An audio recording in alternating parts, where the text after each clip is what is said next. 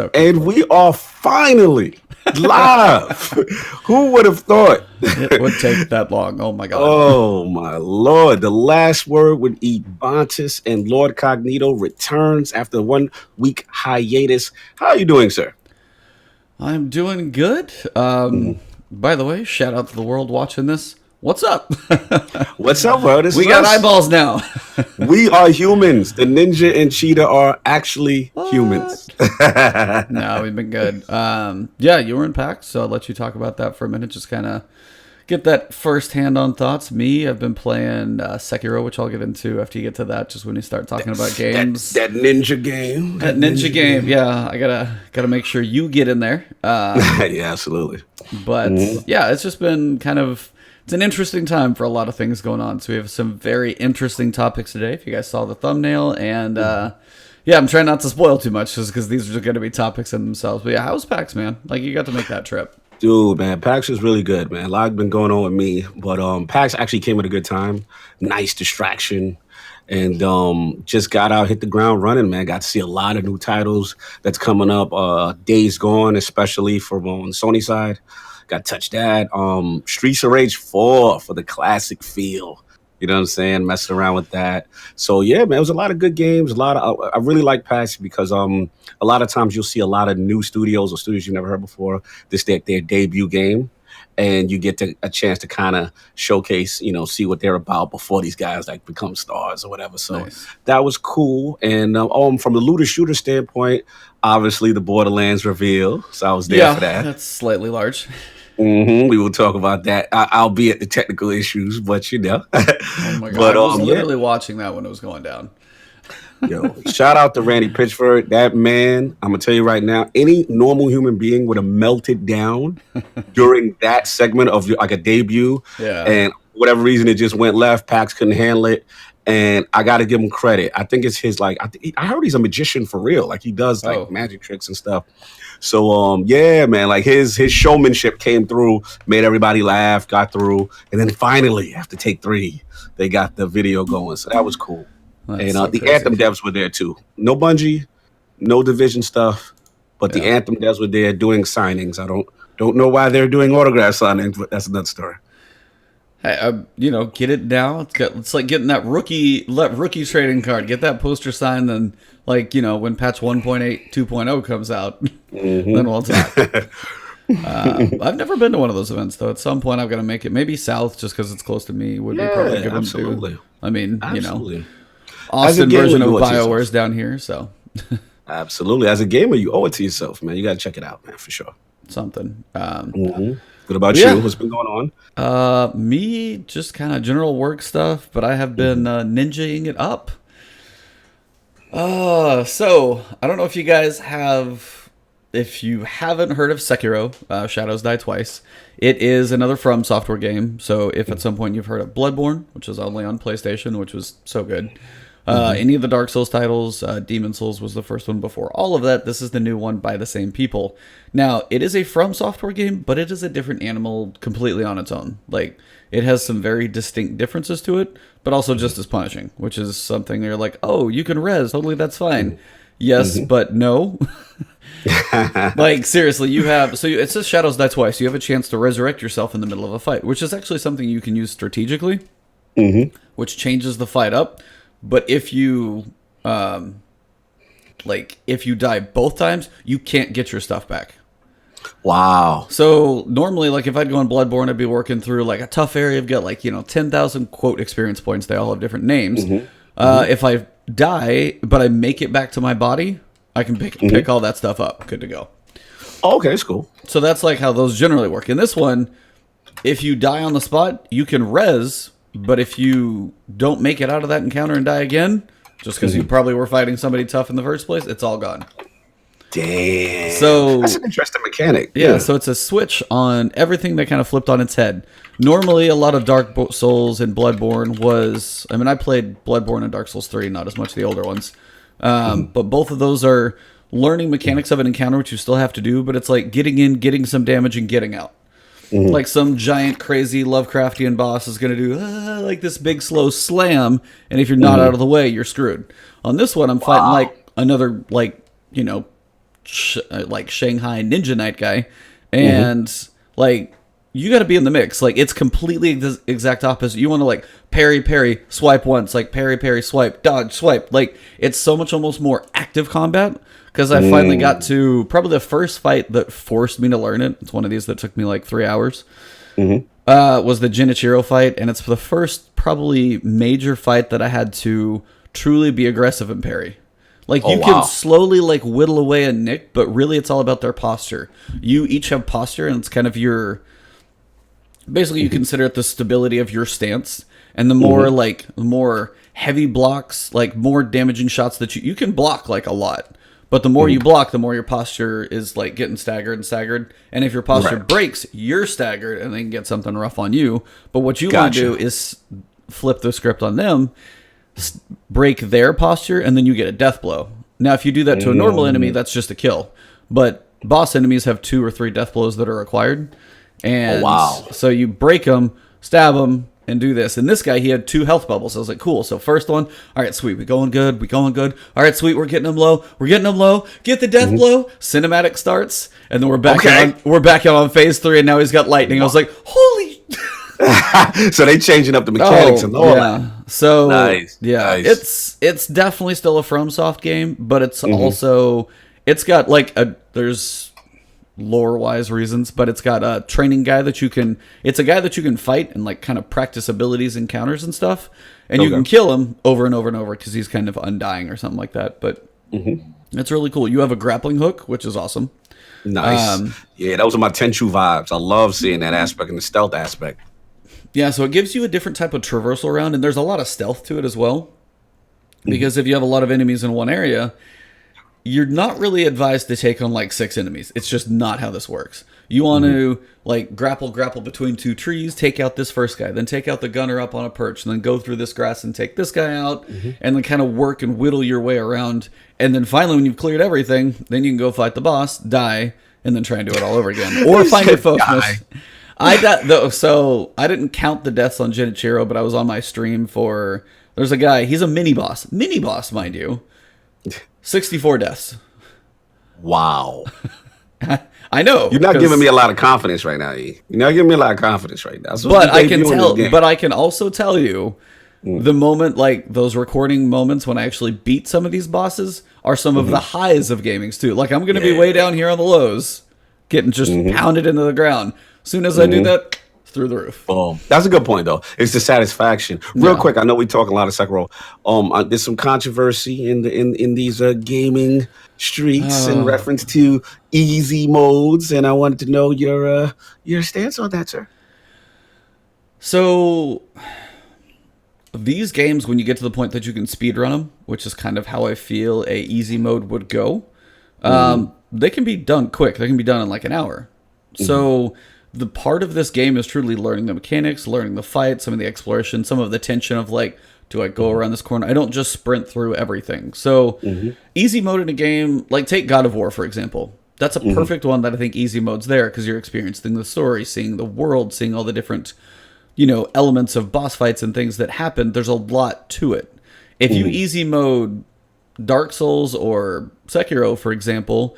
It's like an old Mega Man game. Like I played and they have the save states now. So you can literally this is a tough spot. I'm going to save right here and load it over and over and over.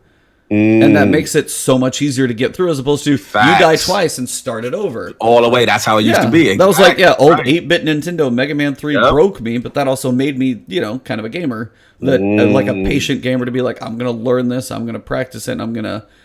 I hate the term "get good" because it just sounds so cheesy.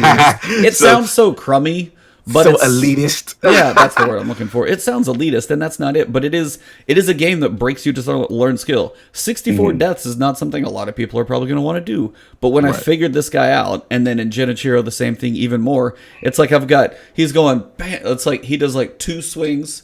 He'll like shoot his bow.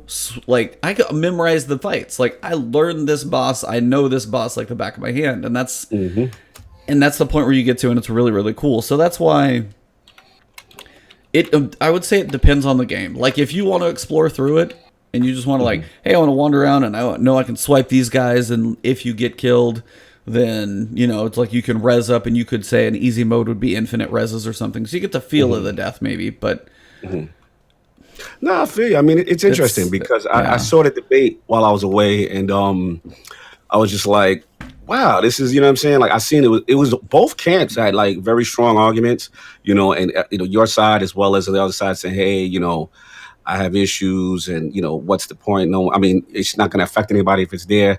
And I'm kind of with you. I'm like, at the end of the day, like, here's the thing. I think people are confusing like difficulty, like with accessibility and people with disabilities, right? Yes, Now, people with disabilities and stuff like that, yeah, there should be an option. Like I said, like Xbox has an adaptive controller, whatever. That's awesome. No doubt, go for it. But as far as difficulty, I do struggle with easy mode in the sense that where my thing is, I don't like to affect a developer's vision, right? Yeah. From Software, their whole MO has been, let's make these difficult, challenging style games where you have to learn the mechanics and get through it. Not saying it'll be defeated automatically just because an easy mode is in there, but I feel like it's kind of like the discussion we had about raids and stuff, right? Where it's like, not everyone is meant to do it. You know what I'm saying? It's a skill level. It's a certain level of thing. And it's not to brag in anyone's face, but it's just like, for example, with professional sports, like, yeah, I would love to be an NFL player or an NBA player, right? But I have to have the skill required and put in the work required to meet said goal. You know what I'm saying? And I think that, not everyone is cut up for that. And it's okay. There's certain games I know there's no way I would be able to do X, Y, and Z or complete a certain game. It's just not my MO. And I'm okay with that. But I think like people have to be careful. I don't want to be foul and say participation trophy, but at the end of the day, every game is not for everyone. And I just struggle with changing an artist's vision and saying, hey, now you have to change this. If his whole intent was like, yo, I want to make games that are hard. I want to make games that are difficult. You know what I'm saying? If that's his whole MO and his whole mission statement, let it be, man. So that's where I'm at. So I was just curious. I'm glad you talked about it because it was something I did want to talk to you about. I mean, it's one of those, even my brother and I have been talking. We talked last week while you were out. So had a nice little chat with him. Ended up being like 2 hours long. So that was crazy. Shout out to Stonewolf. Yep, Stonewolf. But it's like you get into a similar thing too. And this is kind of where I don't have a proper answer for this because... You think about like tier 3 reckoning. So you have matchmaking as an option. If you get a crap group of people who don't have like supers that synergize together, you don't have a tether, which is almost required. Well of Radiance or Bubble or both. Like if 3 people walk in and be like, oh, let me try tier 3 because I did tier 2, or even tier 1 to tier 2. The bridge is the hardest part. All of that stuff you come in there, it's like randoms aren't going to be able to do it. But all my brother literally wants is like, I just want the shirt. He just wants the jersey, and he has to go through tier 3 reckoning. But it's also, you've got so many RNG factors. You've got the modifiers that will make someday tough to do, or nearly impossible, depending. If it's going to be like brawler and attrition, it's like, I'm not going to play that day.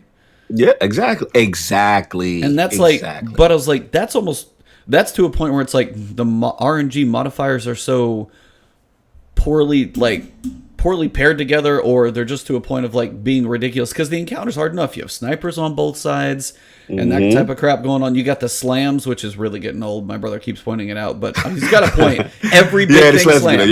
Every big thing slams, and you're on, oh, let me walk on this tiny little thing. Like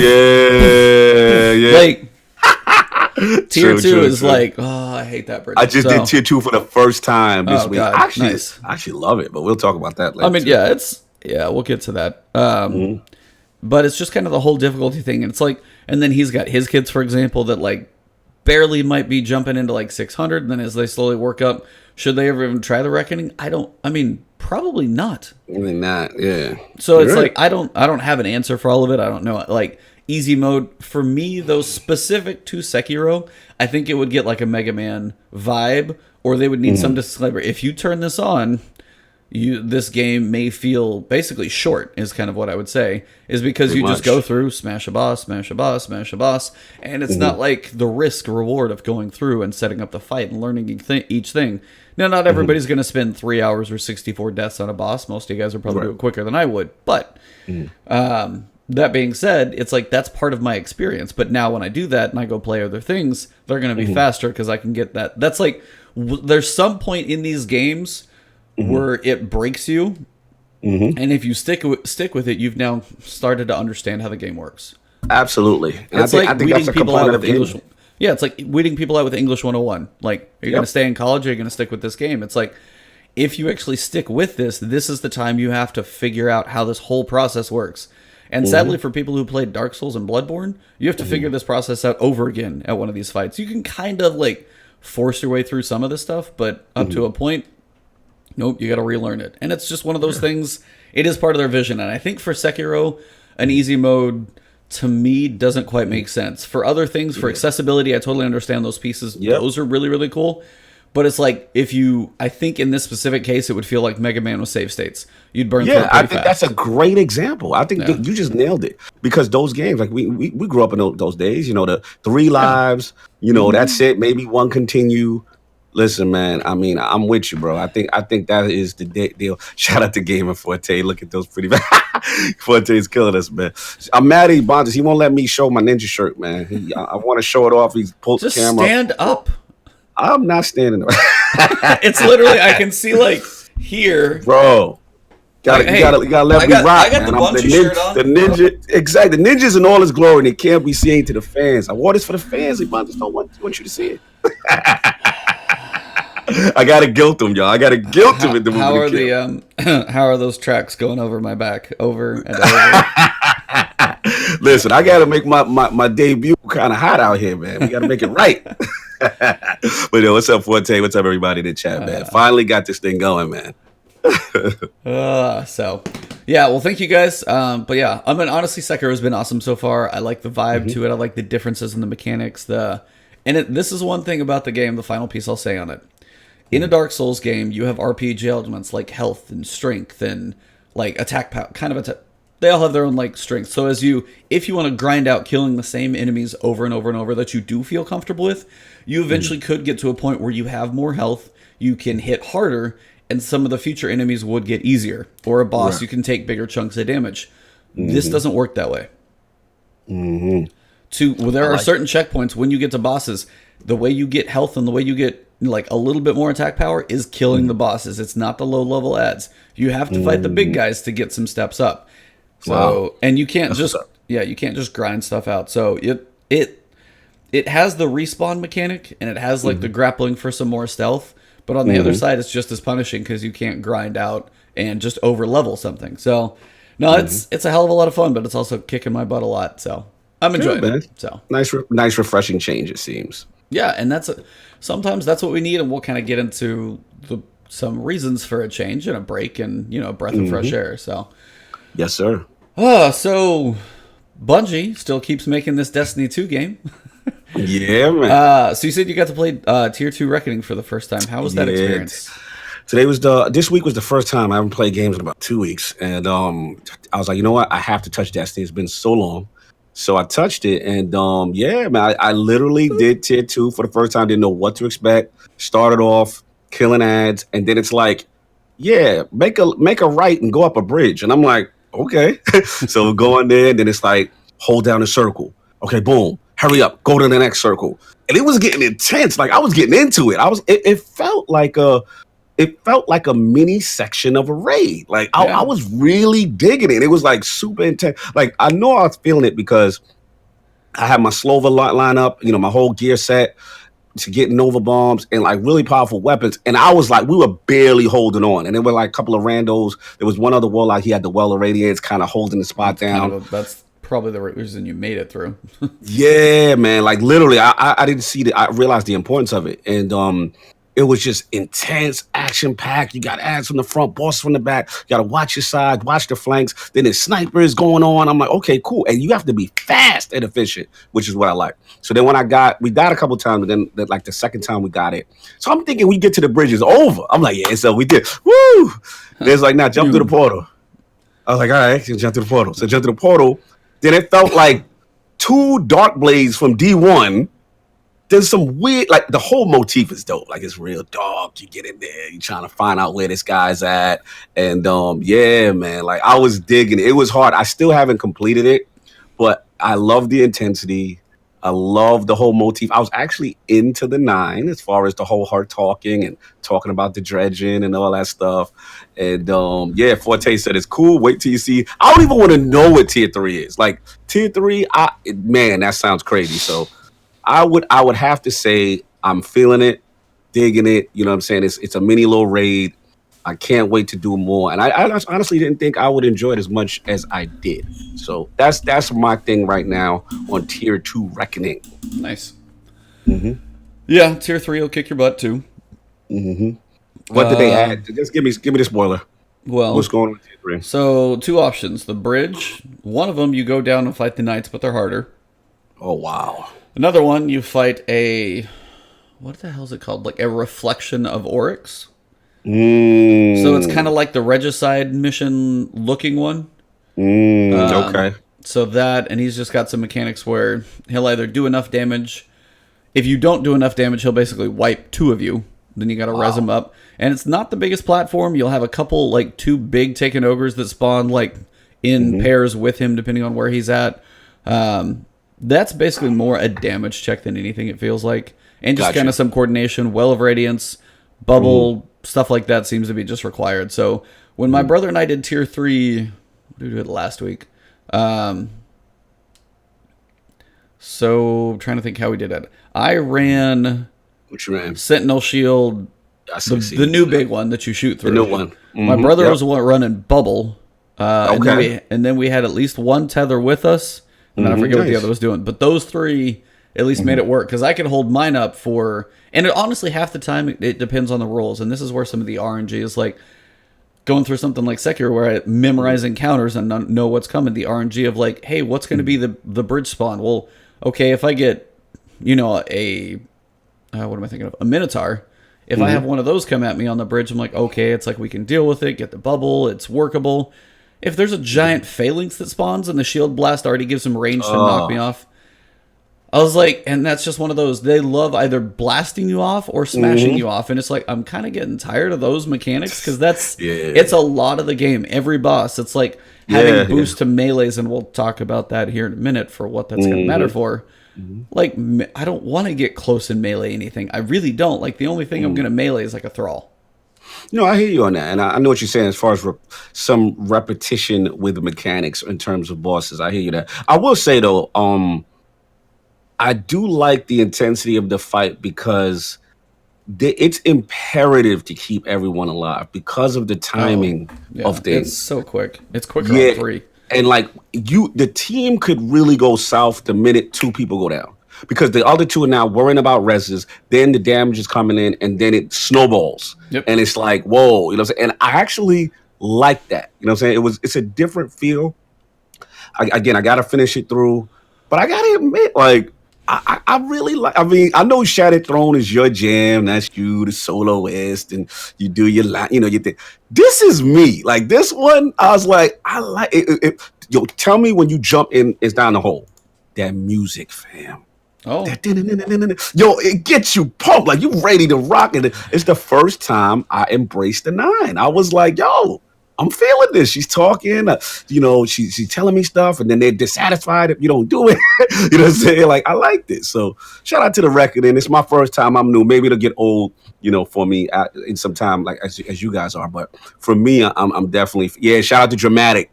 She said, "Well, with Phoenix Protocol, one of my randos, he had that. Yep. Yeah, that was the wave right there. Pop well every point, all 6 of them. Yeah, that's huge. If you get Tether pairing up with Well of Radiance and Phoenix Protocol and Orpheus Rig, it's like you got very specific builds that make it work. And this is one of those points where RNG, well, not even RNG, matchmaking with randoms, it's a crapshoot as who's going to bring. But somebody's like, hey, I'm going to bring my golden gun in. You're like, no. But it's like a lot of people won't even read text chat, even if I type it. I was like, even if I take the time to type it out, they're like, huh? What? I don't know what you're talking about. Not even paying attention. No. That's funny. So, yeah, it's kind of one of those that's... Stuff like this continues to prove why raids and matchmaking, like, unless they truly did like an easy mode raid for the experience, not the gear, but you can get like, hey, you can see this thing, you'll get some stuff that's like 20 levels below or something like that. yeah, you can go see it. Cool. You're not going to get much from it, but you're not going to get much from it. Yeah, but no randoms in there. I thought about it even last night because there were a couple of people I saw. I was like, oh, let's see if we can get it. And even just the team group that we had just wasn't working last night between whatever was happening. And just we're like, all right, we give up. And he's like, do you want to look for matchmaking? I'm like, I'm out. He's like, nope, I'm good. Nope, I'm done. So, how much of the, speaking of the 9, how many of the invitations of the 9 have you caught? I know you've been out. Bro, I'm so behind. I just did the first. I'm like halfway. I think I'm up to the last part of the second. I believe it's like Savathun's song special mission or something. But yeah, I've been out of commission, man. I'm just now kind of getting back in the game and again slowly. But yeah, I have to get that done because I love the first one, and the first one was really cool. Like I really like learning about Dredgen and this 9 relationship, and I love that she's just talking crap about him, and I got to find out what's going on. You know what I'm saying? So yeah, I know you do not spoil because I'm very, very, I'm very curious where this is going. But I will just say, is it good? Are you satisfied lore wise for what you're learning with these things? So I'm only 3 in. I haven't looked at like all of them. Some people are doing them on all 3 characters and getting extra lore from it. I don't think they can see the cinematics, but they're getting some of the lore stuff that they can read. There's some interesting stuff in here. I mean, I am curious to see where it goes, and we'll kind of talk about spoilers. We will be talking about some leaks and things, just some rumors, if nothing else. A 9 to 9. Yeah, stuff that seems like could be true. But it does seem to be headed in that direction, so it just seems to be corroborating what you keep hearing. It all seems to be like meshing together. So far, the first cinematic was really cool. Haven't had anything quite to that level yet. They said it won't be the only one. I don't know if it's going to be the first and like the last, maybe, or there's 1 or 2 in the middle.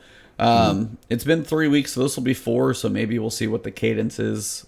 Not sure how they're going to space them out, but they have been a little interesting. Some have been very short, and you're just kind of like, okay, now I have more questions than answers. So it's one of those moments to where help, like, tell me more. Nope. Okay, bye. Okay. So it's kind of those moments at points, but so far at least it's not overly long. I do hope they get a little variety because so far it's been go to this planet, kill these races, do a strike. Yeah. Go to this planet, kill these races, do a strike. Go to Nessus, kill all 3 of these races, do a strike. And then you just go see what happens. I'm like, can you not mix it up a little more? Yeah. A little bit. Annual pass structure. But I mean, that's one of those things, even when it comes to the bounty design. I don't know how hard like the bounty, registration and things within their engine are. But I feel like I could sit there and make like 100 more bounties, or at least like 50 more. Like there's just to have some more variety as opposed to seeing the same. I mean, it was really, really blatant when it came to Hawthorne, for example. Those were really like the daily bounties before they took them away were very, very specific. So yes. So it got kind of so. Same thing here. I'm hoping we get a little variety, or they're supposed to. I don't know how many weeks of it they're going to be, but after a point, they're going to run out of planets. So we'll see. But the lore pieces are pretty cool. I am enjoying those. No doubt. So Bungie felt like dropping a TWAB. I know you were out last week. We talked about some stuff. I'm trying to think if there's anything major that dropped last week. Let me give it. I know Iron Banner came. They had. The Nightfall rotation's going to be getting better, and there's some. So a couple things for the patch that will be coming. I just want to briefly touch on it with you and just kind of get your thoughts. More kind of the time for some of the stuff to get implemented. So give me your quick, like 1-2 shot answers. Nightfalls are going to have a better rotation like cycle, so you don't have like stuck on the same one. Good thing. Yeah, cool. Of course, should it have taken this long? I feel like some of this stuff when Season of the Drifter came out like broke their rolls, but this one actually makes sense though. 8-1 weapon frames gonna have all 6 starting next week. Just always have all 6. Yeah. Thank you, Blast Furnace. Thank you. Other things besides bow and hand cannon and auto rifle. Sorry. Yeah, and then just dreaming drop rates for most of the cosmetics are getting buffed. Like thousand voices gonna get a buff. There's different lore books, invitations of the 9. Like having the handicap multiplier be able to go up by 25 instead of 1. Like stuff, just quality of life stuff that's changing, and it's kind of like, thank you, but some of that stuff like the Dreaming City cosmetics, the Last Wish cosmetics. I mean, they literally bumped the date out for the cosmetics and stuff like that. And I'm like, you can't go in there and change like a random number drop on some of this stuff because people are like, it's already random enough in itself that it's frustrating. And there's no like check that, hey, if I do 20 raids, I'm going to get 1,000 voices. At some point, like, you got to put like a finish line of somebody doing enough raids to be like, hey, at least if you run 20, I know if I run, do you think, I guess we've been through that before, but do you ever think watching people go like, you know, go through one raid and get it, and somebody go through 100 raids and not get 1,000 voices, like, how much is enough for some people? I think they just need to apply what they've already applied, which they did for escalation protocol, which is put in some type of algorithm that with each completion, the percentage and your probabilities go up. So they just got to apply it with this. Listen, I understand it's a rare, raid item in vein of like a Vex Mythic class kind of a deal. But, I mean, I do agree it does suck for people who have run it that many times and it's like they're not getting it. So yeah, just use the whole escalation protocol theory, algorithm, get that off, dust that off, put that in the end, because they have to have the numbers on who actually has 1,000 voices. Seriously. It can't be that, that crazy. So that's, shout out to Forte. He's got 36 clears, no 1,000 voices. That's rough. That's rough. 36. Wow. Damn. Yeah. It's like, and I've heard numbers higher, and either way, it's just like, come on now. Yeah, it's a bit brutal. But that, I mean, brief touch on last week. There's nothing too crazy in there. So this week we finally got to get a kind of an idea, I think, of Arc Week. Yeah, shout out to Arc Week, man. I got to talk about this. Can't wait to get into this. A storm is brewing, a thunderstorm, perhaps.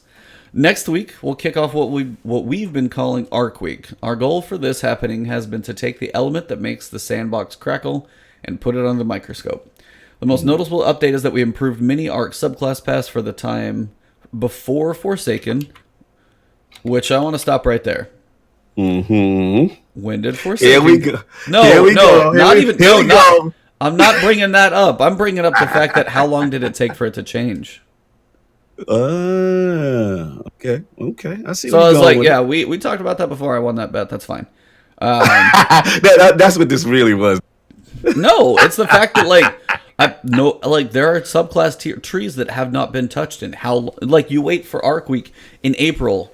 This crap came out in September. It's absolutely 7 months to change subclass balancing. I mean, I don't think that's acceptable anymore. The way, especially mini games have been updating faster and patching quicker, and I know subclasses take balancing, but there's a point where there's two questions, and we'll get into the Anthem talk a little bit later. Yes, one is like the engine of like how slow and what does it take for them to implement the changes that they're going to get to, and two, and I think that is compounded by their whole must be data, must have tested, and they do tend to release things that are somewhat okay, but then they'll release like, hey, here's this new thing, we tested the crap out of it, we want to make sure and wait, and this stuff's broken. It's like nobody catches everything. So if you don't catch everything, why wait so damn long? Yeah, I mean, I'm of the mindset that it's got to be the tools because, it just doesn't make any sense. Obviously we went from part 1, D1 to D2. They already expressed that how, it was supposed to be more of an improved, engine and them to be a little bit more agile with fixes. But the reality is they have shown it's better than D1, but it's still not to the point where they can kind of jump in and make quicker cadence changes, especially balance patches and what have you. So, I know they're big data driven. They always go through all the data. They look at all that kind of stuff, and we get that. But even certain changes recently, like a couple twabs ago, they were like, "Yeah, that's coming. We're gonna let you know about it, but that's gonna come down the line. We're still fixing things.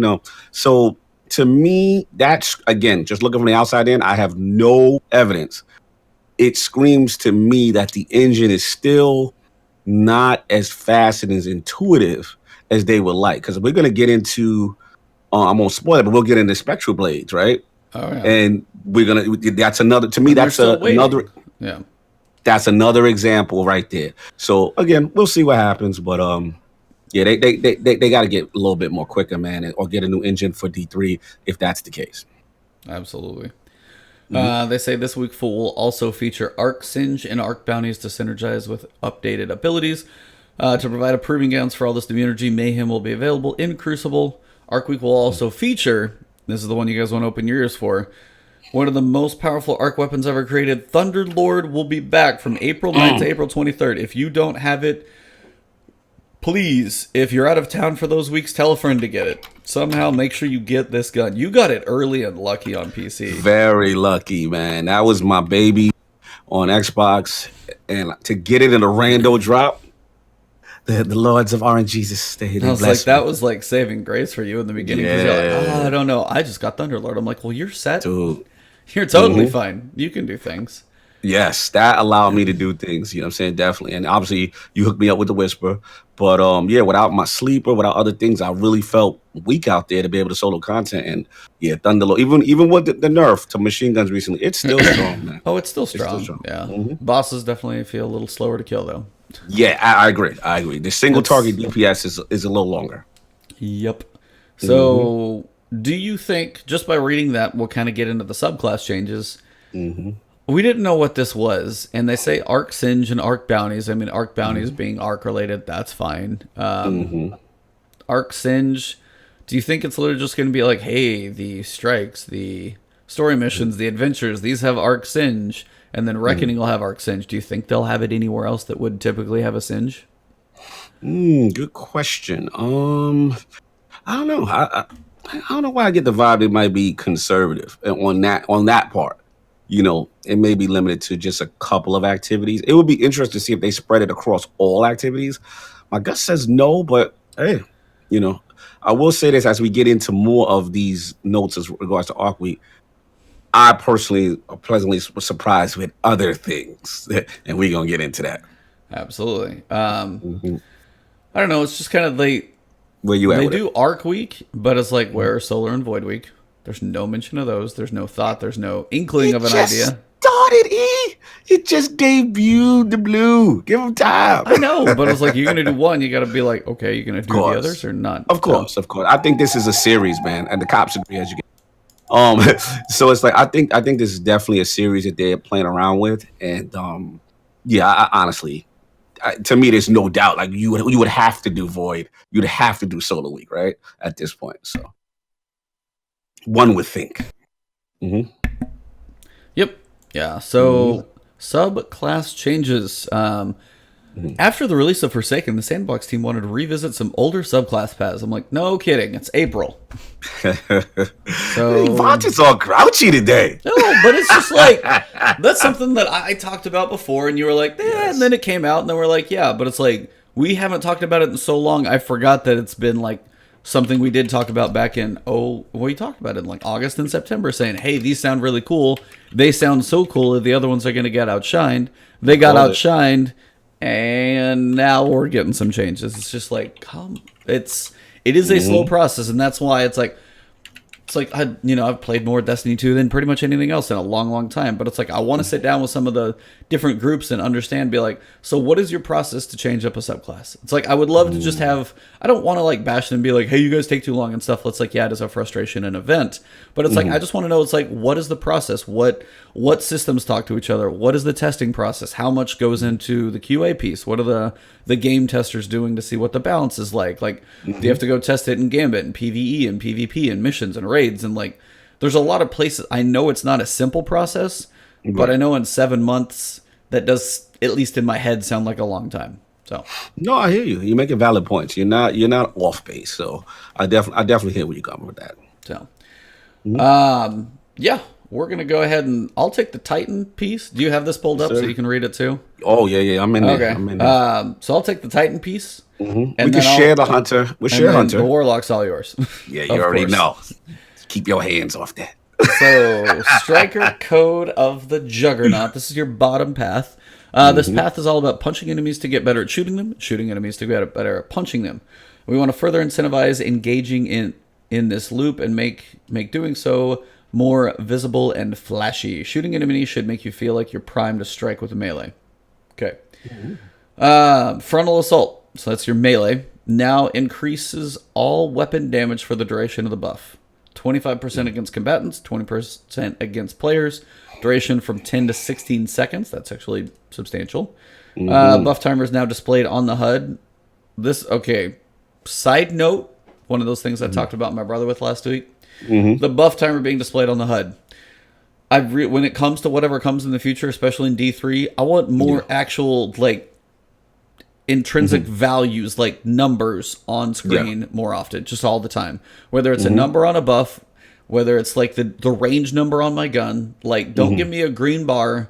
Don't give me an experience bar that I can't even hover and see how many I need. Like, I want numbers. 31.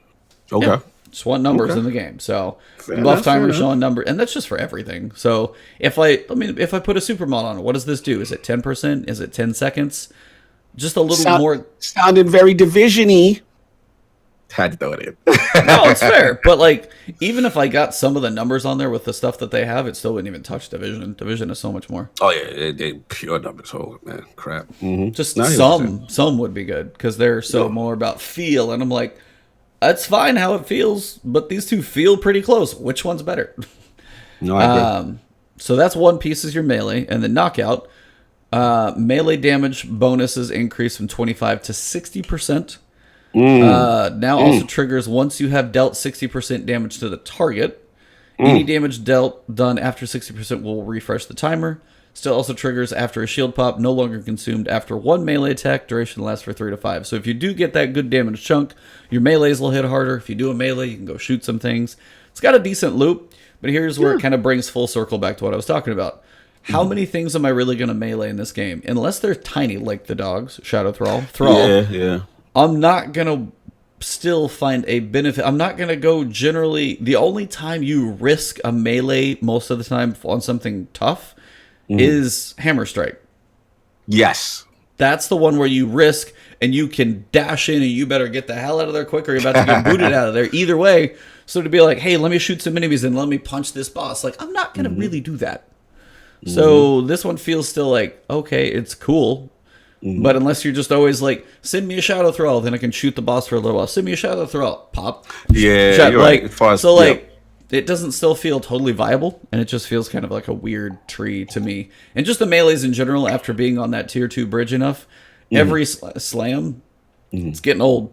Every big enemy just being like, you can't get near me, slam. You can't get near me, slam. The only enemy that didn't slam was... what was the damn strike with the shadow guy? Had the Scorch Cannon. Sevic? No, that's not right. What is the name? Sevic with the Scorch Cannon. The Traitor, you know who I'm talking about? The Traitor, Scorch Cannon, Destiny 1. D1. Okay. You go up the lift, and then you fight him through. Why am I blanking? You know who I'm talking about, though, right? I know what you're talking about. Why? He was the only one who would not slam the ground. Yeah. He wouldn't. You're right. So that's just one of those pieces I'm like, make it a little bit Exodus more. Blue is Exodus Black. That's unnecessary. I was talking D1. So you talking D1? Yeah. I guess that guy technically might not smash the ground either. Yeah. So there's one in each game. One. But yeah. So I was like, I mean, they're definitely giving it a buff. I mean, getting your damage buff to enemies for 16 seconds is solid. Having your melee bonus do more is also solid. So, I mean, you get some bonuses to this. I just don't know how much the melee I'm really going to use unless there's always this little guy that I get to go bop in the face occasionally. So, fair enough. So, I mean, it's a buff to the Titan. One of them. One. Arc Strider, top and bottom path. You know, the sad thing is they didn't touch the middle tree, and that's the one I don't see a lot of people play. Yeah, that's how I was surprised with that. I was going to say that. They didn't touch. Yeah, so Way of the Warrior. This path thrives on striking with precision and timing and is heavily melee focused. Again, back to my other issue. To enhance this loop, we're giving it a bit more nuance with higher potential payout. We want to allow for more room to execute and engage with both the path to success. I can't read, apparently. And benefits once you succeed. Anyways, combination blow. Bonus melee damage can now be stacked 3 times. Requires a melee ability kill for each stack. That's weird. I'm thinking that is weird. If you use your melee ability, it's not instantly back unless there's something I'm missing. Right. So it's like Yeah, that seems a bit weird. Unless there's the Unless faster there's recharge on melee, which I'm yeah, not seeing. unless there's something I'm missing exactly. Hmm. Buff increases melee damage by 60% per stack in PvE. Buff increases melee damage by 22% in PvP. For comparison, this ability used to stack one time, and melee damage was at 50%. So stacks higher. Kills with this ability now heal 40 health in addition to starting health regen. So the heal part's Interesting. good if you're in the Hmm. mix. But this gets back to just less diversity in classes. So you think of a hunter and you're like, okay, so if you're going to be the guy up in the mix as an arc strider, unless I'm in my super, I'm not any more in the mix than a titan and a warlock. I'm still going to be shooting Yes. things from range, trying not to get smashed. So they want some of these classes to be played that way, but the general way to play the game doesn't feel that way. So I can see that. Yeah, it's interesting. As we're going to continue to talk about melee stuff, it's got very interesting the route they're going with certain things. yeah.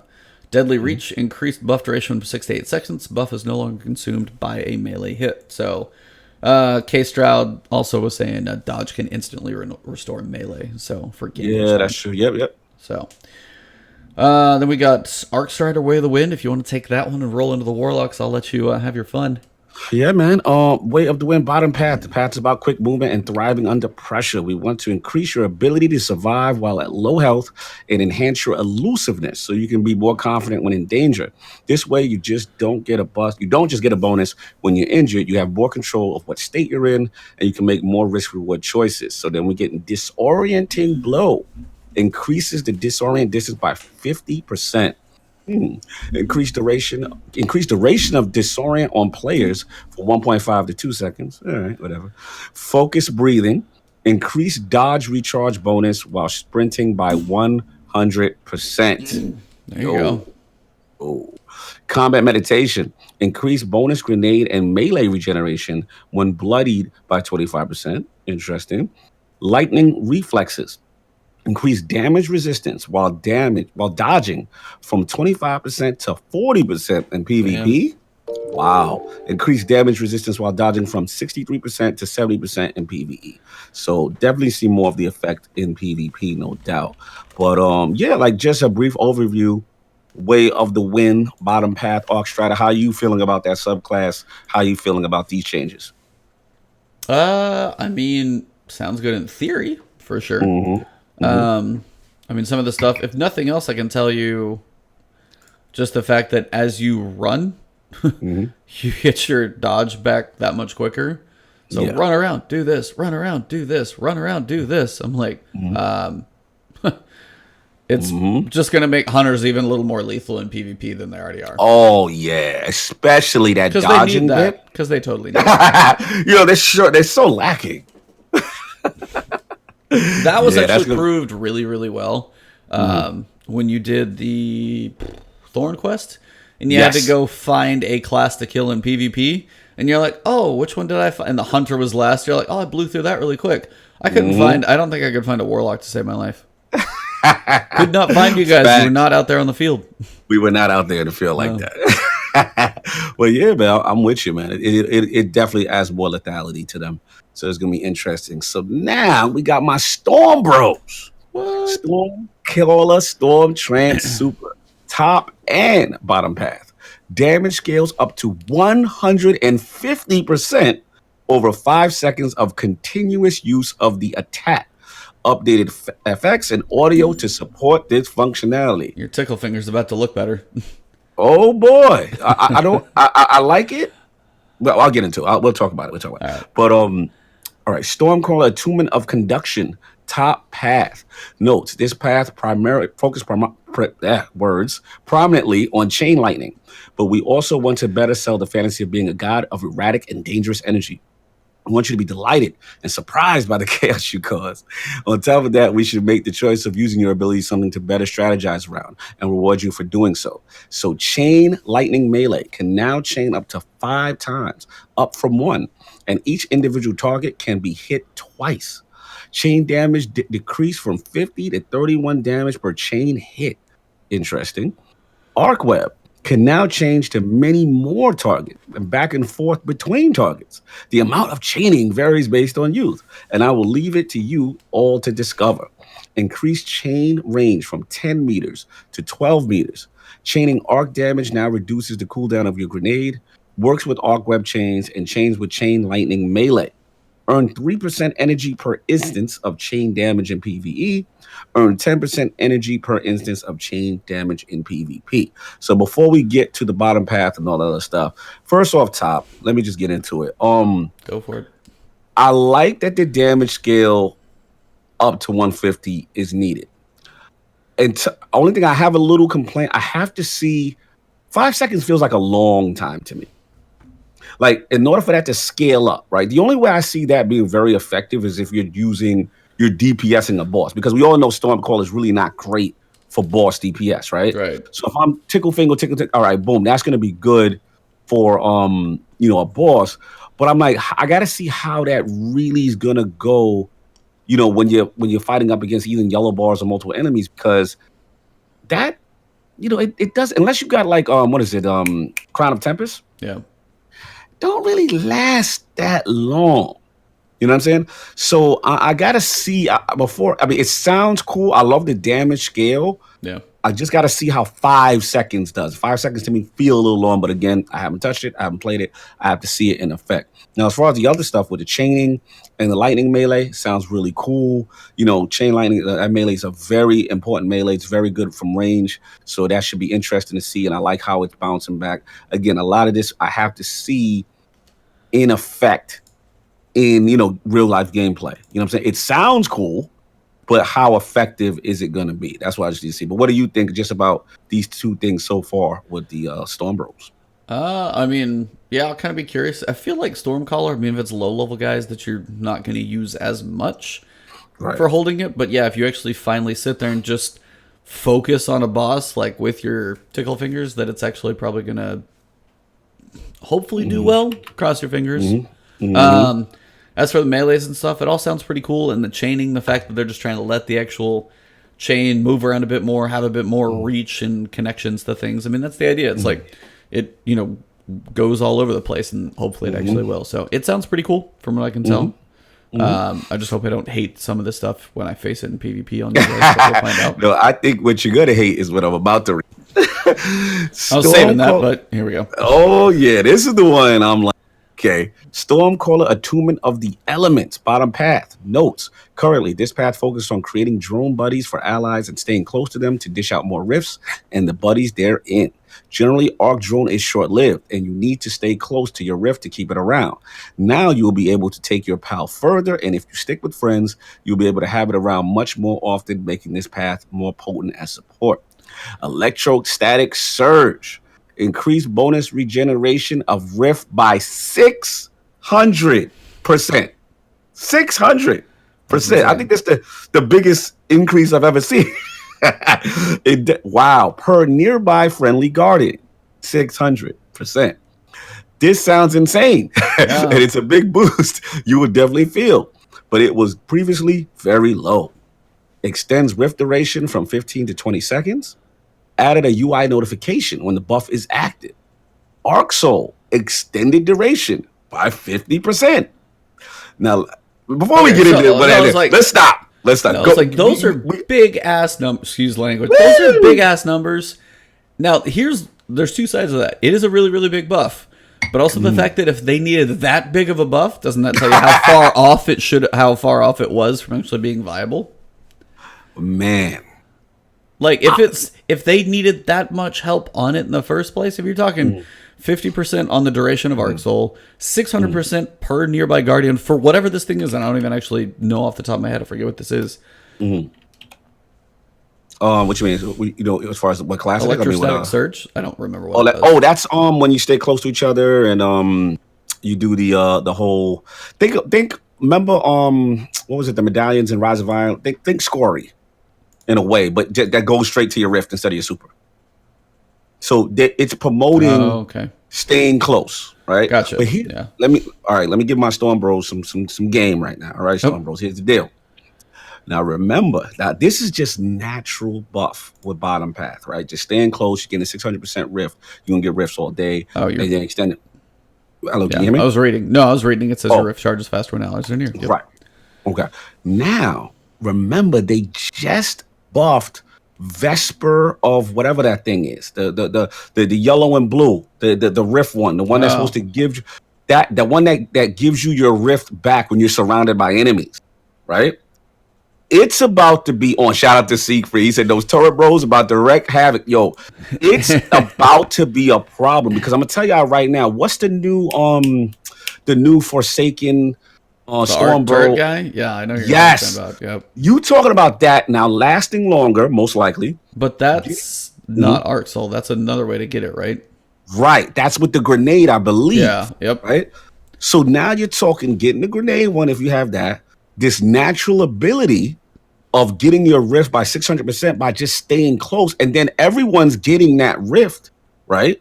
If they're in it, if you have other guardians in it, this could be. All right, I'm gonna say it right now, and I never say this. I am terrified of this. Like this could be low key breaking the game. Like this sounds crazy to me. Am I bugging? Doesn't this sound crazy to you? We'll see. I don't know. I hope not, but it might. And I'm never one to complain about buffs. And I'm the person who But says yeah, Storm if you're Cold sitting Early. close together, you get your rift more often with the people around you. You pop your rift, you have your arc soul up, and then you pop your rift and you have your arc soul up. You pop your rift and you have your arc soul up, and then if you run away, your arc soul runs with you, and then you got your grenade, you pop up your arc turret, and then you got your rift back because your people are back by you, and then it's like, yeah, you're gonna be living in those rifts a lot. But I will say, like in PvP, I don't see rifts hardly ever. Like rare moments do I see them. So I mean, that's just Right. like a class ability that might get some more use. But in PvE, this This definitely gives a good purpose to this build. So I Yeah, like it. absolutely. I mean, the way this is going, well, of Radiance might be in trouble because if everybody's getting Arc Souls and you're helping the team and everyone, think about just right now, think about doing the Reckoning, right?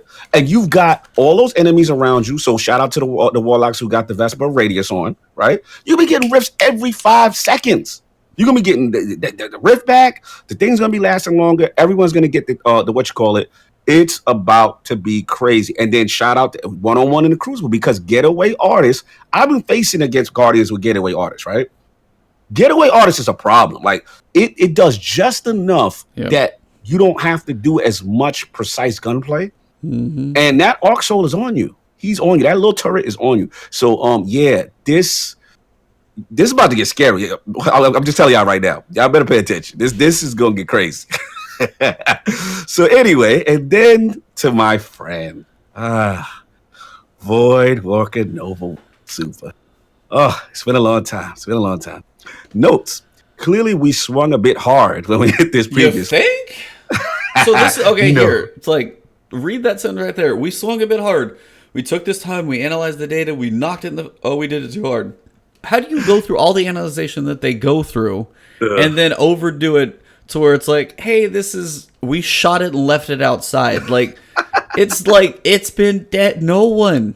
I say one person. Me. I'm the one. I Wow. try. I'll be trying. Two, then you're the other one. But me. but it's just like when they swing that hard, and that's why we've talked about these like little iterations to be like, hey, Voidwalker's really strong. Let's bring some of this stuff down, make it a little shorter. Hey, it's still a little strong. Let's bring some of this stuff down, make it a little shorter.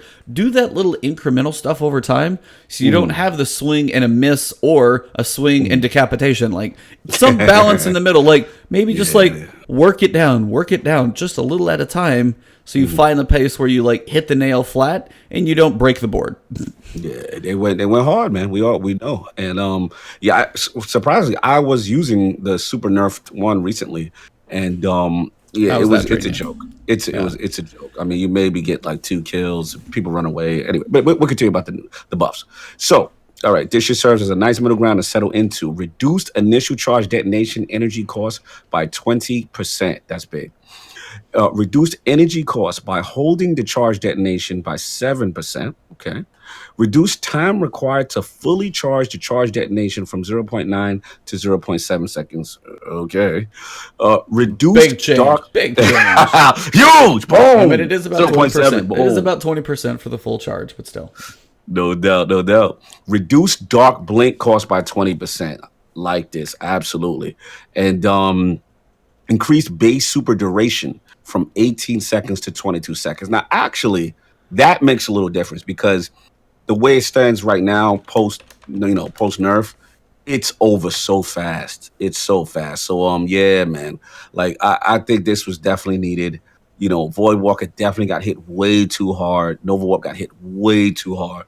And it's good to see now because they have to have the numbers. No one's using it except me. So that was that. It's just you. Yep, just me. You know what I mean? The other Void bro. All right, Dawnblade Everlasting Fire perk. Similar to the Striker, we want to make sure this perk didn't allow for infinite supers in certain activities. We're increasing the amount you get back up front, but put diminishing returns on it so you can't go forever. This will be a super you can extend much longer with skill. Tune the amount of super gained from Everlasting Fire. Initial return increased from 10% to 13% super energy. Return then decays linearly over the course of 30 kills from 13% to 0.75% return per kill. And then it goes into what you may be asking, what about spectral blades? And then they go into I'll let you touch that. I'll let you touch it. Well, it's like we know it's out of bounds and we're working on it right now. We have a few tweaks to bring it back in line. We'll let you know the details once we're finished playtesting and locking it back in.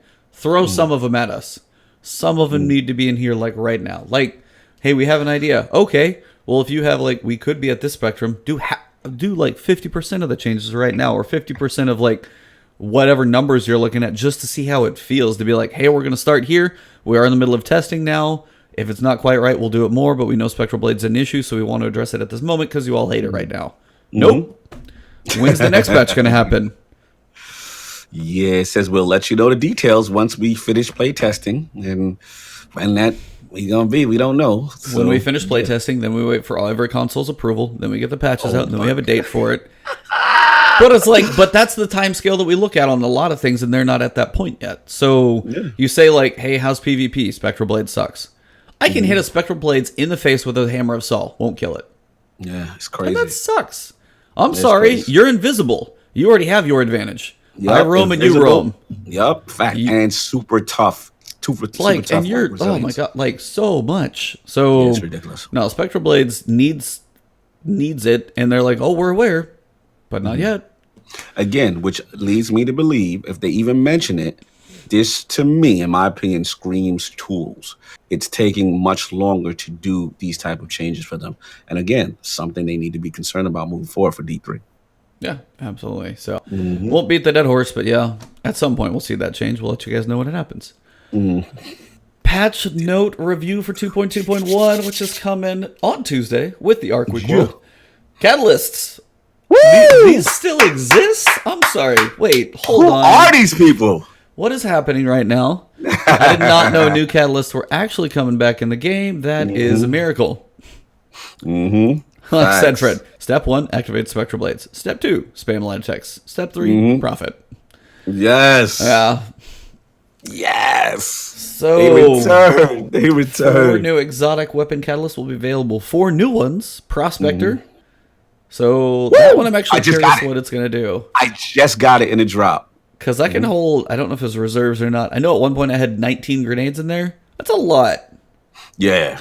So I'm kind of curious what it's going to do. Because that's the one where it's auto fire, and then when you release, they trigger all together, right? Yeah, absolutely. So, I don't know, you want to give any idea? Take what you think they could do with this thing? I'm hearing, shout out to Pyro, I'm hearing some real dirty things you could do with that thing currently. Yeah. You know what I'm saying? And I just got it, especially with the grenade launcher buff. I don't know, some type of AoE effect kind of thing, maybe deeper reserves or something. Yeah. That's what I could kind of see them doing. Rat King is what I want to know about. Because we're going to stop right there because the thing that I like that D2 tried to do was stuff like Rat King, where they had these exotics where it's like if everybody has one, it's going to give us some type of cool, you know what I mean? Like mechanics, some like buff. And it's like really negligible. It didn't really, aside from people actually just doing real world testing, they need something substantial if everybody's rocking that Rat King. So yeah, Rat King needs to get something. I'm very curious about that. What is done with that? Hard light. This is honestly just a fun gun to use. Yeah, No range absolutely. drop on an auto rifle that can use all three damage types. I mean, I don't know if it's range isn't there, so do you go stability, which it desperately probably needs if I remember Yeah, right, yeah. or clip size, or both. I don't know if they take these to a point of it being like more of a unique catalyst perk, because you take something like Wardcliff Coil and the tracking improves. That's a bit more specific. Or is it just going to be like a minor buff? So we'll see. Yeah, I heard rumblings of minor stability kind of things. Probably. I So, mean, I'm not holding my breath that these are going to be game breaking. Like Wardcliff Coil, Catalyst, if you have it, you definitely need to grind that thing out. I'm still working on it, but it changes the way that thing works. yes. Other ones are more on the minor side, so we'll see. Suros Regime, Crucible. Woo! Get that one into your Crucible matches. That's gonna be a big one. Trying to think what that one would change. That's gonna be they've hinted some of these already. That's gonna be the percentage of health returned back to you That's right. is increased. So it's gonna almost have like a mini Crimson feel. Think Crimson a little bit with Suros, get it back to its glory. So Okay. that'd be good. Warlock Bloom ability, fixing the bloom would not deal damage. Zer's inventory will now offer random rolled perks for armor. Don't you roll past that. Don't you roll past that. No, I'm not. Like, that's one of those where, like, if you had 3 helms, the perks are the same on all 3. Every single time. And I don't know the whole randomness. I'm like, something's not. And this is what, speaking of their randomness, my brother and I were, like, playing, and we'll do a point where, like, hey, we both turned in this thing at the same time. And we both get the exact same thing. Yeah, that's whack. Whatever their RNG is calculated on, I know RNG can only be so much in literally computer, it's ones and zeros. You have to set some type of algorithm, mathematical equation, whatever it is. But I swear theirs has to be based on a clock. Somewhere, something like a second, like, 9:43 and 27 seconds, and then it multiplies by this, because when my brother and I do it at the same time, of like split seconds, we're like, I got the same thing. How's that? That shouldn't even be remotely possible. Yeah. Or if I turn I in agree. 2 back to back, same thing happens. Like the double stacks happen too frequently in this game. So there's not as Shout much out RNG in this world. Shout out to Vagabondo in the chat. He's saying Zer's inventory. Basically, think about when you get, an armor piece. Think about Skull of Dire Makara, like the perks that's on it already preset. Like some may have like machine gun reserves, some may have, super energy or, faster shooting with this weapon. Instead of it being those set perks all the time, each week he'll actually offer different subset of perks on those exotics, armors, and stuff like that. So that's pretty much what he means. And it's good for synergy. It's good for synergy with builds and stuff like that, because I have exotics that I use all the time. And unfortunately, because I keep getting that same, I use Thunderlord, for example. So I would really like, machine gun reserves on that one, kind of deal. So that's what it is. Shout out to Vagabond. And they've had a lot of sniper and machine gun perks on there. And sadly, I feel like those are about to go away. Yeah. So check this weekend. We'll see in about 2 hours what he's got. Yes, A couple infusion pieces. Not the perk that we all want changed, but the Vow and the Braytech can be infused higher now if you really, really wanted them. Mostly the Vow is the only one I'd worry about. Gambit Prime weapons will now have a chance to drop as match completion rewards from Gambit Prime, increasing drop rates for Gambit Prime weapons from the Reckoning. Both Gambit Prime and the Reckoning will have increased drop rates for weapons after completion without a drop until players are guaranteed a reward. So, getting better efforts in there for making your time better spent. So, yes, agreed. Gambit Prime and Invasion will heal. So here we go. Yeah, baby. Let's get Gambit to it. Prime. An Invasion will heal 8% of the Primeval's health down from 12. Yes. So that's smaller. The Yes. Invasion Portal cooldown. Now this is kind of a big deal. The Invasion Portal cooldown time during the Primeval phase will be increased to 40 seconds, up from 30. Yes. And the cooldown triggers after the player has been killed or successfully returns from an invasion. So Yes. yeah, seriously. I mean, that's absolutely it needed to happen.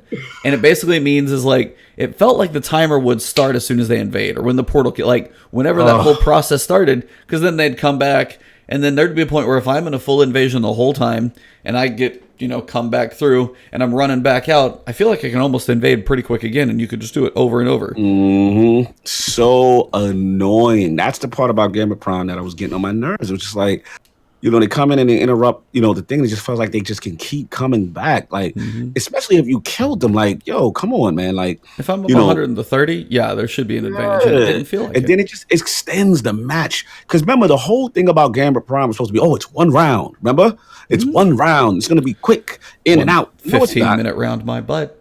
Exactly. It is so long drawn out, and it again, the kill, I like the kills will heal 8%. Again, it helps, but like, two people, like if you're going against a team that has a good invader, like, man, like, demoralizing. So I like these changes. It's not going to be as invasion dominant. It's still going to be effective, but I like this, man. This is really cool. And the random one on the bottom, Gambit Prime will now count to unlock the weekly Gambit clan engram. I'm like, of course it should. It's Gambit, as it should be. Quest and bounties, power surge bounties that have been deleted or expired will be back. They are per character use one time only. And yes, sir, I'm closer. By the way, this is an annoying bounty. I'll explain in a second. We'll now reward 4 points for a win and 2 point. Oh, big difference. So I actually didn't read this quite the same way because I thought it was still the same. It will award 4 points for a win and 2 points for a loss with a completion value of 20 points, as opposed to award 3 for a win, deduct 2 for a loss. Yeah, that was a bit brutal. And then the worst part about that was when I did it, I got a +1 power if I'll drop. Not even like a +3, +4, +2, +1. I'm like, I'm sorry. This one takes me a lot more than like, I don't know, a flashpoint or an adventure. So yeah, that was the weight on powerful engram still never feels quite right. All 4 weekly roll bounties for Gambit Prime now grant powerful helmet rewards, as they should. Yes, sir. There shouldn't be too much downtime when they roll out the patch next week. Basically, if you're just in the game still, they're probably going to make you kick out to restart. But I'm not going to have them on screen. Yes. But the emotes of Arc. Yo, yeah. I don't know if I'm going to have to buy all these things or how we're going to get them, but I want them all. Yeah. I want them all. I also want to know if they would make Solar and Void, but these are like the Hunter just twirling the staff in his fingers. Yes, fire. And you got the Titan just like crushing his hands. And then the Warlock just like, holding up the old diamond of Arc energy. They're just cool. And yes, I don't know what they're going to cost.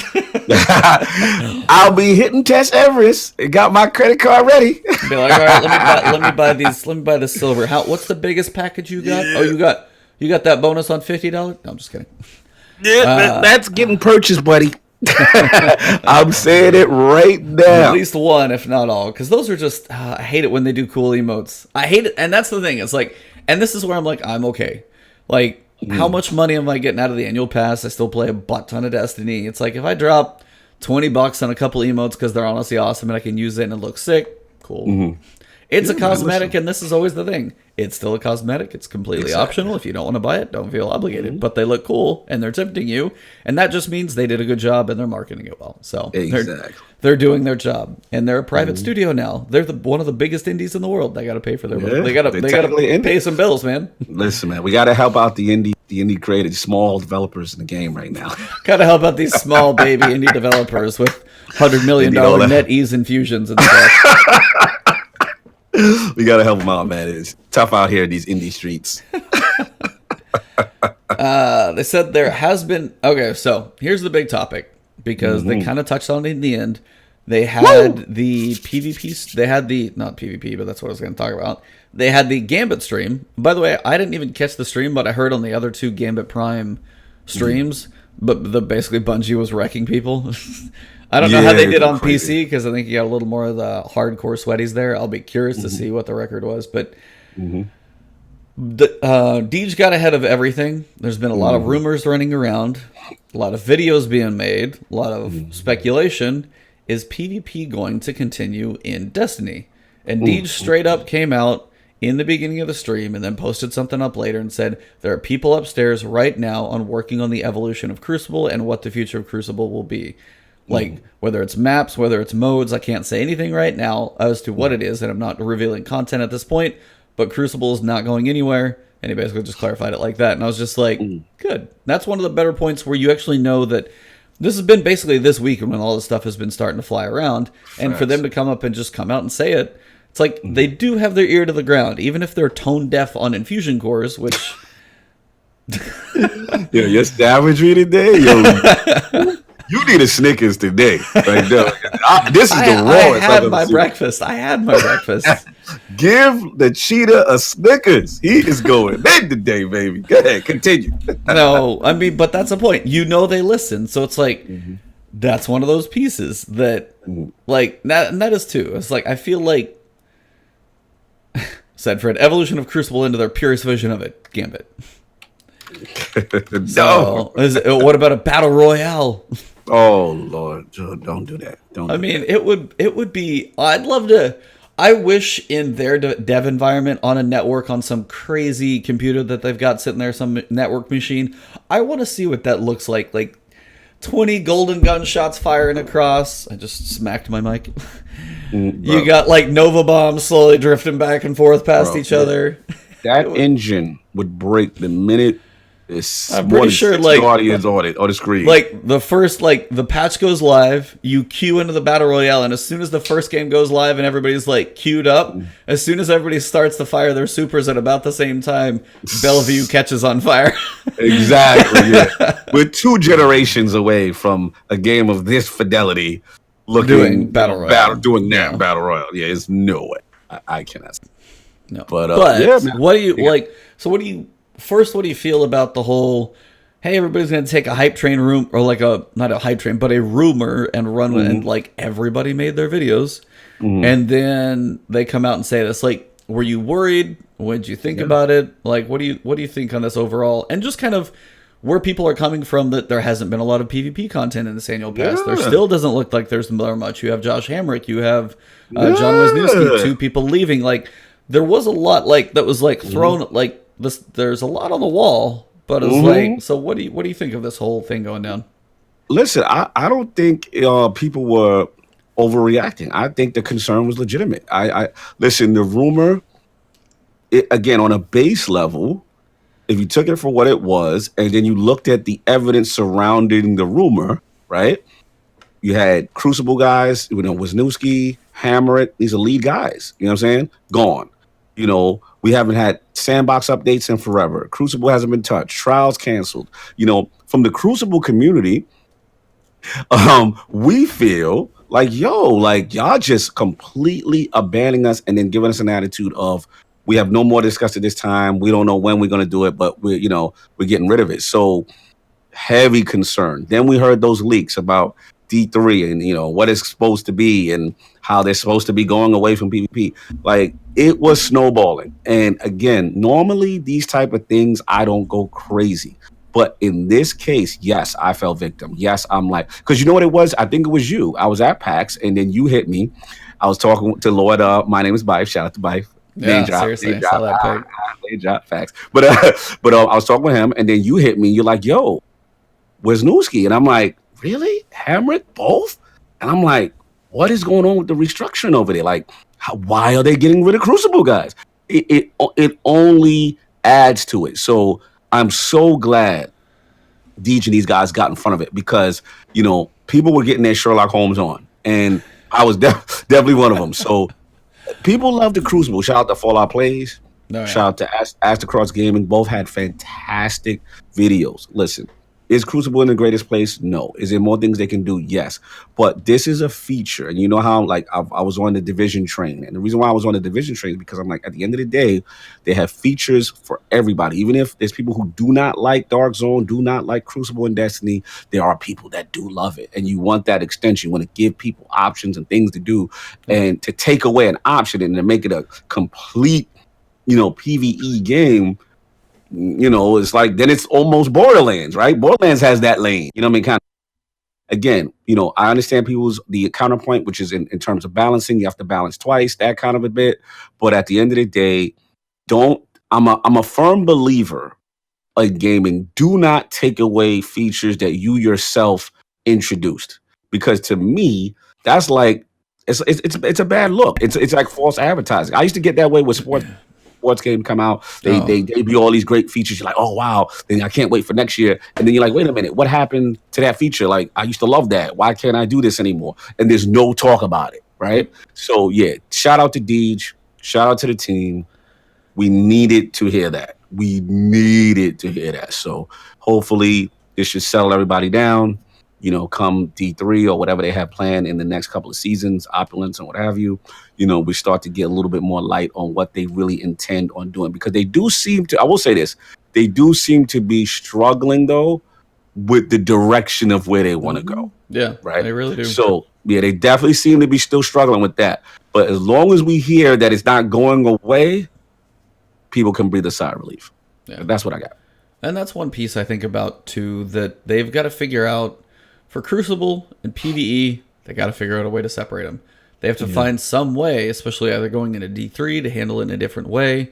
I was joking with my brother about this, but I was like, even if you take a point like, okay, so if you want to balance PvP and PvE, and you're always worried about like nerfing stuff too much in PvE, but then you have a gun you take into PvP and it's too good. Like if I had just a go figure and I went into PvP, what if it had no perks and it was just a go figure? But if I go into PvE, all those perks are active. Interesting. So I mean, just some. I mean, that's one of about 1,000 different ideas everybody probably has. But you have to find your way to separate those two. Like I think Destiny without Crucible, for one, because it's in the lore. It's literally part of the lore. Using your ghost, you got shacks. Like it's all in there. You can't just strip that away. And even if I don't always love it, there are moments I still go in there and I have some fun. And it is just part of, and it is part of the game. It's part of the rotation. And there's too many people who still like. There's part of your community that keeps this game alive because of PvP. So I don't think removing it is smart. Like that wouldn't have been good. And some people just have different points in their life, and it seems like Hamrick and Wisniewski, they're probably friends anyway. And be like, are we? It's like they're just probably talking. And be like, we've been in this for like I don't know, 12 years. We done. We're gonna take a break, do something else. It's like, and there can be those points, or it's just like, hey, we're looking at doing these things. Who knows? But I was like, I'm glad he said it. It's like, I want to see them find some way to work on separation, if not in D2, because the engine's probably still stuck basically where it's at, but hopefully D3. Some type of way when it comes to the future to figure out what's going on. And speaking of the future, we got some leaks about what's coming in the future. Oh, yeah. Spoiler alert, if you don't care about leaks, you don't want to see what's out there, this is all speculation from people who've put information out before. Some of it reliable, some of it may not, but this is what we're going to talk about at this point. So if you guys do want to skip this, you are more than welcome to. But we're going to be talking about leaks and speculation of what is to come. Spoiler alert indeed. So, first we know we have Season of Opulence coming. Got a raid, got a 6-player match made activity, which I still have no idea what it is. And then we're going to have, one more exotic quest in there, and all those pieces are going to be doing their thing. We don't know what's after that. Now, the timing of that is Season of Opulence starts in June. So we're going to have Season of Opulence before E3 starts. Okay. Right. E3 is going to come. There is no Sony stage. Correct. So they're not there. But typically they're probably going to do their own thing before, or maybe this is their time to do their own thing, or let E3 die down, do it the week later. Whatever they do, they're probably going to do it on their own timing for what comes next. Now, the rumor and speculation is there will be no Comet type major expansion, but potentially a year 3 annual pass. They said the first DLC or first piece of the annual pass will be significantly bigger than, like Season of the Drifter or Season of the Forge. So not Taken King. I heard not even Rise of Iron, but bigger. And that's kind of the point where it's like Rise of Iron wasn't huge. But you have Season of Opulence with a raid, a 6-person match made activity, and exotic quest. So it's like I don't know what big and small is. I don't know if it's like a Season of Opulence with a raid, probably. That is going to be impressive if they do a raid and raid back to back, though, because I don't know if they've ever actually done a June raid and then a September raid. One would think they would have to, based on the significance of September or whatever month they decide to drop. That next. That's the other question. I mean, if it's an annual pass, then it is probably going to be September, so they keep it steady, and then they take D3 as long as they can. So I mean, that kind of throws most of what's year 3. What do you think? What do you feel? Give me your overall and kind of give me some speculation on your end. Yeah, I mean, listen, the source tends to be valid, right? It's a good old buddy, Anon. So, when I read it, part of me was like, okay, I anticipate opulence being solid. I really do. You know what I'm saying? I think the lore behind it is strong. I think having a raid should be strong to get resolution. Me and you've gone back and forth as far as what the future holds, and in a post Activision less world for them. And it's one of those things where it's just like, I get it. When I hear rumors of the annual, I'll be honest, I was not that thrilled.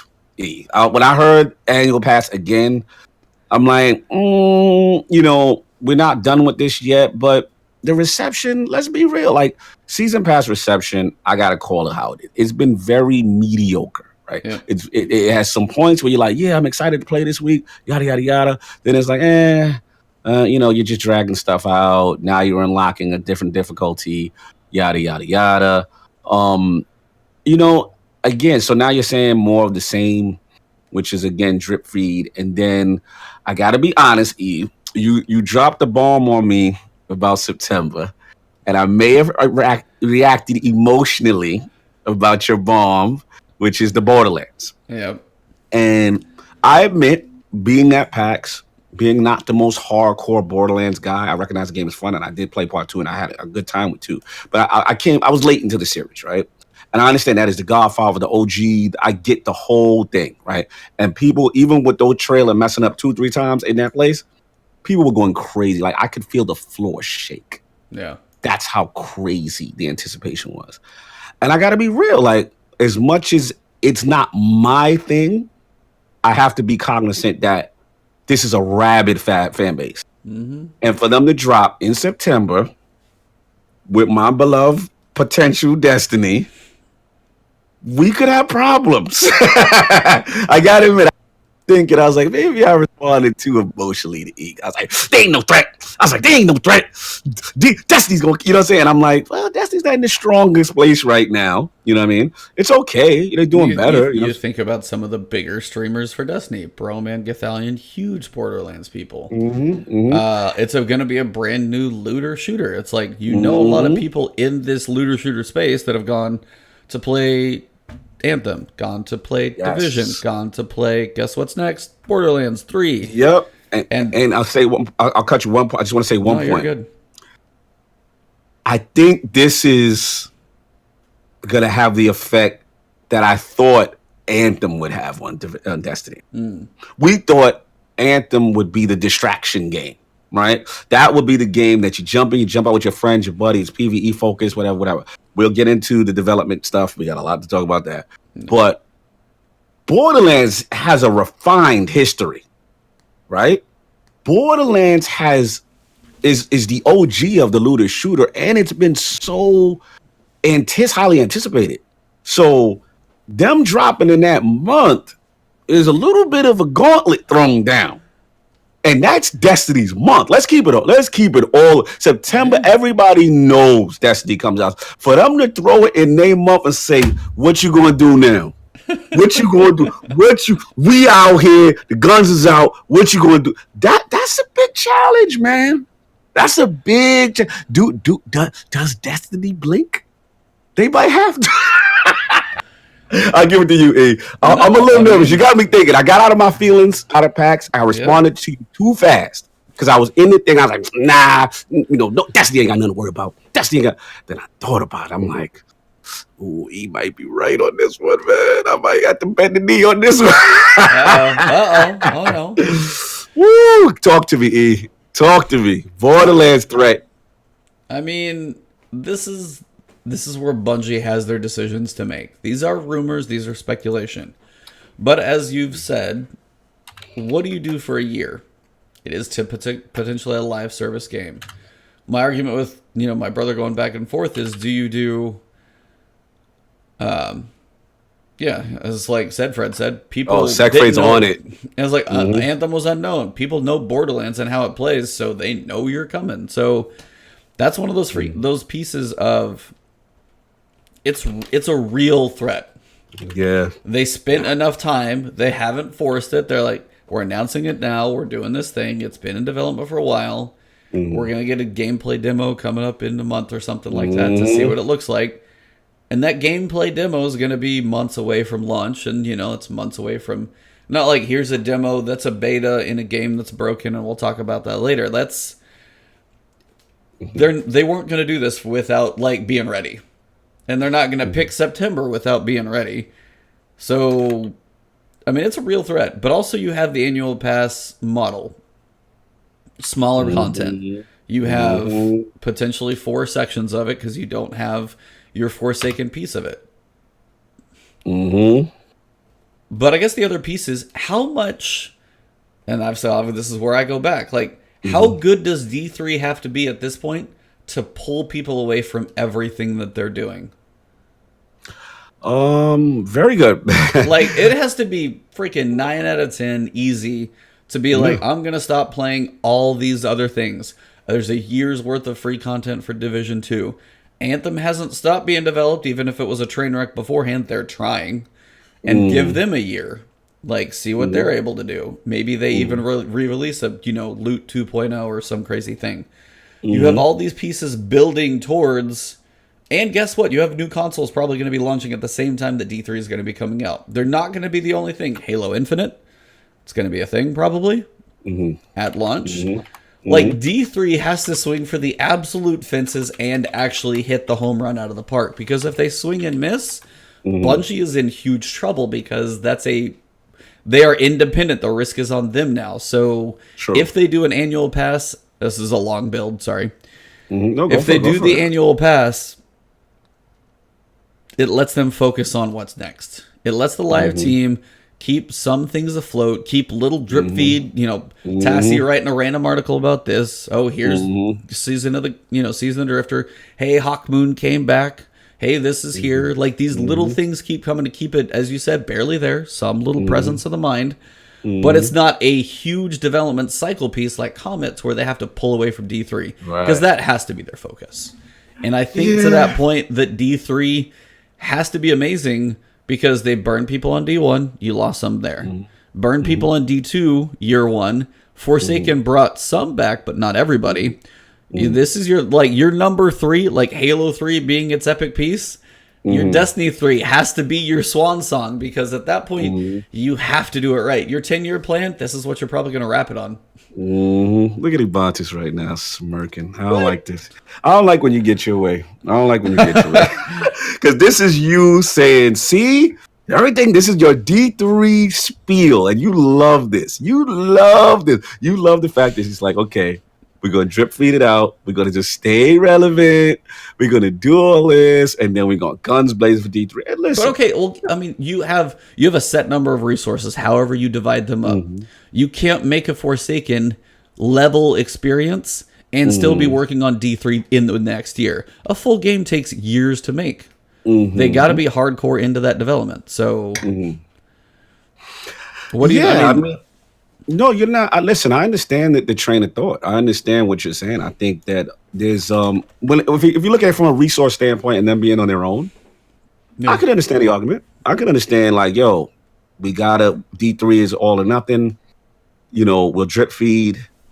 Again, it's just like. It's tough for me, man. I struggle because long term, your plan is probably the correct and the safest plan.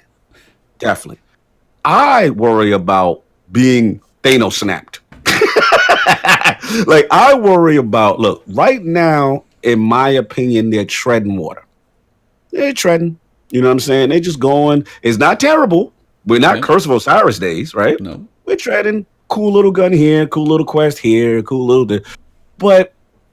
Are we really stopping people from playing Division? Are we really stopping you, even yourself, playing Sekiro, right? Any new thing that comes out, people are like, hey, new thing, out. You know what I'm saying? Like, so again, I get concerned when there's not the Forsakens, there's not the Taken King, where it says, no, you're playing Destiny and that's all you're going to play. because we're doing bombastic things and it's going to be this big chunk of content and stuff like that. Season of Opulence, we have to see. They go back now. Again, here's the other thing. We still don't know when the release of Annual Pass is, because now they're going to be, according to the rumor, they're going to be debuting Annual Pass again. Yep. But the question is when. I guess if it's Annual Pass, maybe you survive September, but Borderlands is coming. There's no Borderlands is going to come. It's going to have a cataclysmic effect. It's already breaking the internet on all the different formats and where you can get it, Epic Store and all this other stuff. Oh my God. You know what I'm saying? So it's coming. I just worry. I just worry about because if you're not strong and you giving us Black Armory 2.0 random, you know what I'm saying? Drift is cool. I like it. It's okay. I mean, I'm not like thrilled that all I'm really doing is Gambit, but I like the Reckoning. You know what I'm saying? No raid. It's like, you see what I'm saying? It's like we're treading. There's things you like, there's things you don't like. Yeah. It's nothing that's going to make you stop everything you're doing. And I think they kind of need that. Now, in your defense, they're claiming that it's not going to be Comet, but they recognize the importance of the first part of this Annual Pass and that it will be something substantial. They've got to do something. They got to do something cool. Maybe that's when they bring Aldrin back into the fold. We'll get something with that. I don't know. If we got Savathun. I don't know. I mean, we got a lot of things they're sitting on. I just get worried, man. I just get worried. But as far as the rumors, I know we're gonna get back into that. From what I'm hearing, about the story and stuff like that, and the space Doritos sounds very cool. We got some lore that kind of leads into that. We got to see, man. This is again. I thought they were doing fine because I was like, okay, Anthem kind of dropped the ball. They survived that out.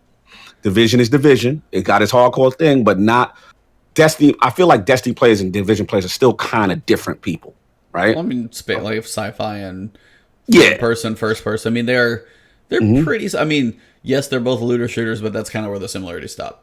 Right. You know what I'm saying? So, shout out to Will Black Jack. He said he betting on a Rise of Iron size. Yeah, I would love that, man. I would love a Rise of Iron 2.0. I mean, we got to see, man. I'm nervous though. I'm nervous come September. I got to see. It's got to be the way you feel about how D3 has to be. That's how I feel about this first part of Annual Pass. It can't be that big. It cannot be that big. And thus you worry getting Thanos snapped. Because I'm telling you right now. So here's the thing you're talking about, and this is literally what I think they want to try and do in 2020. You're saying, hey, there's this new game pulling people away. Hey, there's this new game pulling people away. Why can't they be low key, give that level support, give the Annual Pass if you want to keep playing something? Why not have a D3 be like, hey, D3, if they come out and they do it right, you don't think people are going to come back to the big number to be like a fresh start? No? I'm gonna tell you what, people are burned with this game. This game is like, well, if they're burned with D2, then how you can't win them back by doing another Destiny 2 something. They're already saying it's Destiny 2. I'm done with whatever that is. So your only real way to try and pull them back is go 3 full new. Like, if you want somebody playing Destiny, you can't just be like Annual Pass or bigger expansion or expansion. It's still D3, and if somebody's playing Destiny 2, I don't want to start at 0 to try and get up to level 1,000.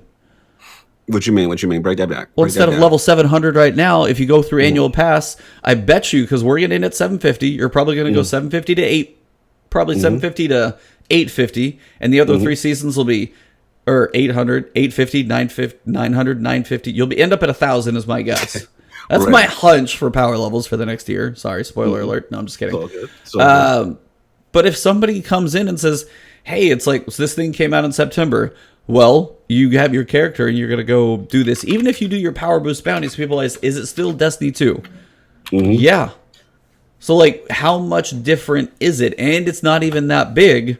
Like, even if it was, like, how much did Forsaken get? You said Forsaken has been lower on sales than even Activision was hoping for. Okay, continue. I'll let you know. But Activision may have lofty, crazy expectations. That's fine. And they did. But also in turn, the number of people who bought Destiny is not 100% of the people who bought Forsaken. It's a smaller number because you had smaller chunk fall off.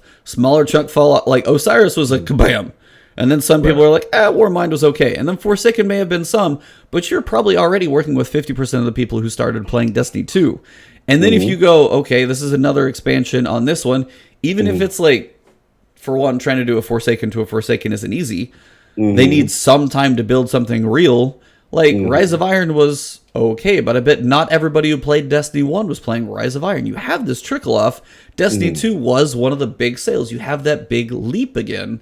And that's a point where I feel like Destiny 3 needs all, like, it's the best chance it has, is my bet. I think Destiny 3 is the best chance Destiny has to figure out whenever they want to launch it. Don't space it next to a, hey, this is a crazy Call of Duty. Hey, this is Grand Theft Auto 6. Don't put it near any of that crazy stuff. But if you do, like, you know, brand new, if they can actually pair that thing with a console launch and say, hey, this is like a first month game, the hype to go along with that one, I think D3 is the best shot this franchise has to survive. I don't think an annual pass or even another Forsaken expansion is what is going to allow Bungie to keep the lights on. I mean, we had a fundamental. I was like, we're at a difference of opinion. We have a difference of opinion. I mean, it's one of those things that I don't think what you're saying is per se wrong. I just worry that, you know, the way I look at Destiny is like this girlfriend you're in love with, and she continues to cheat on you. Right? How many times, right, are you going to say, I'm going to stay loyal, I'm going to listen to what you have to say and all this other stuff because other stuff is out here? I was like, at some point, games got to stay attractive. The game's got to stay attractive. The game's got to still make you want to. If we say, you know what, all right, you go in the corner, you do your little drip feed content, you know, gamers are not loyal, man. Gamers are not loyal. They will back away from that game, and it's already in a kind of state.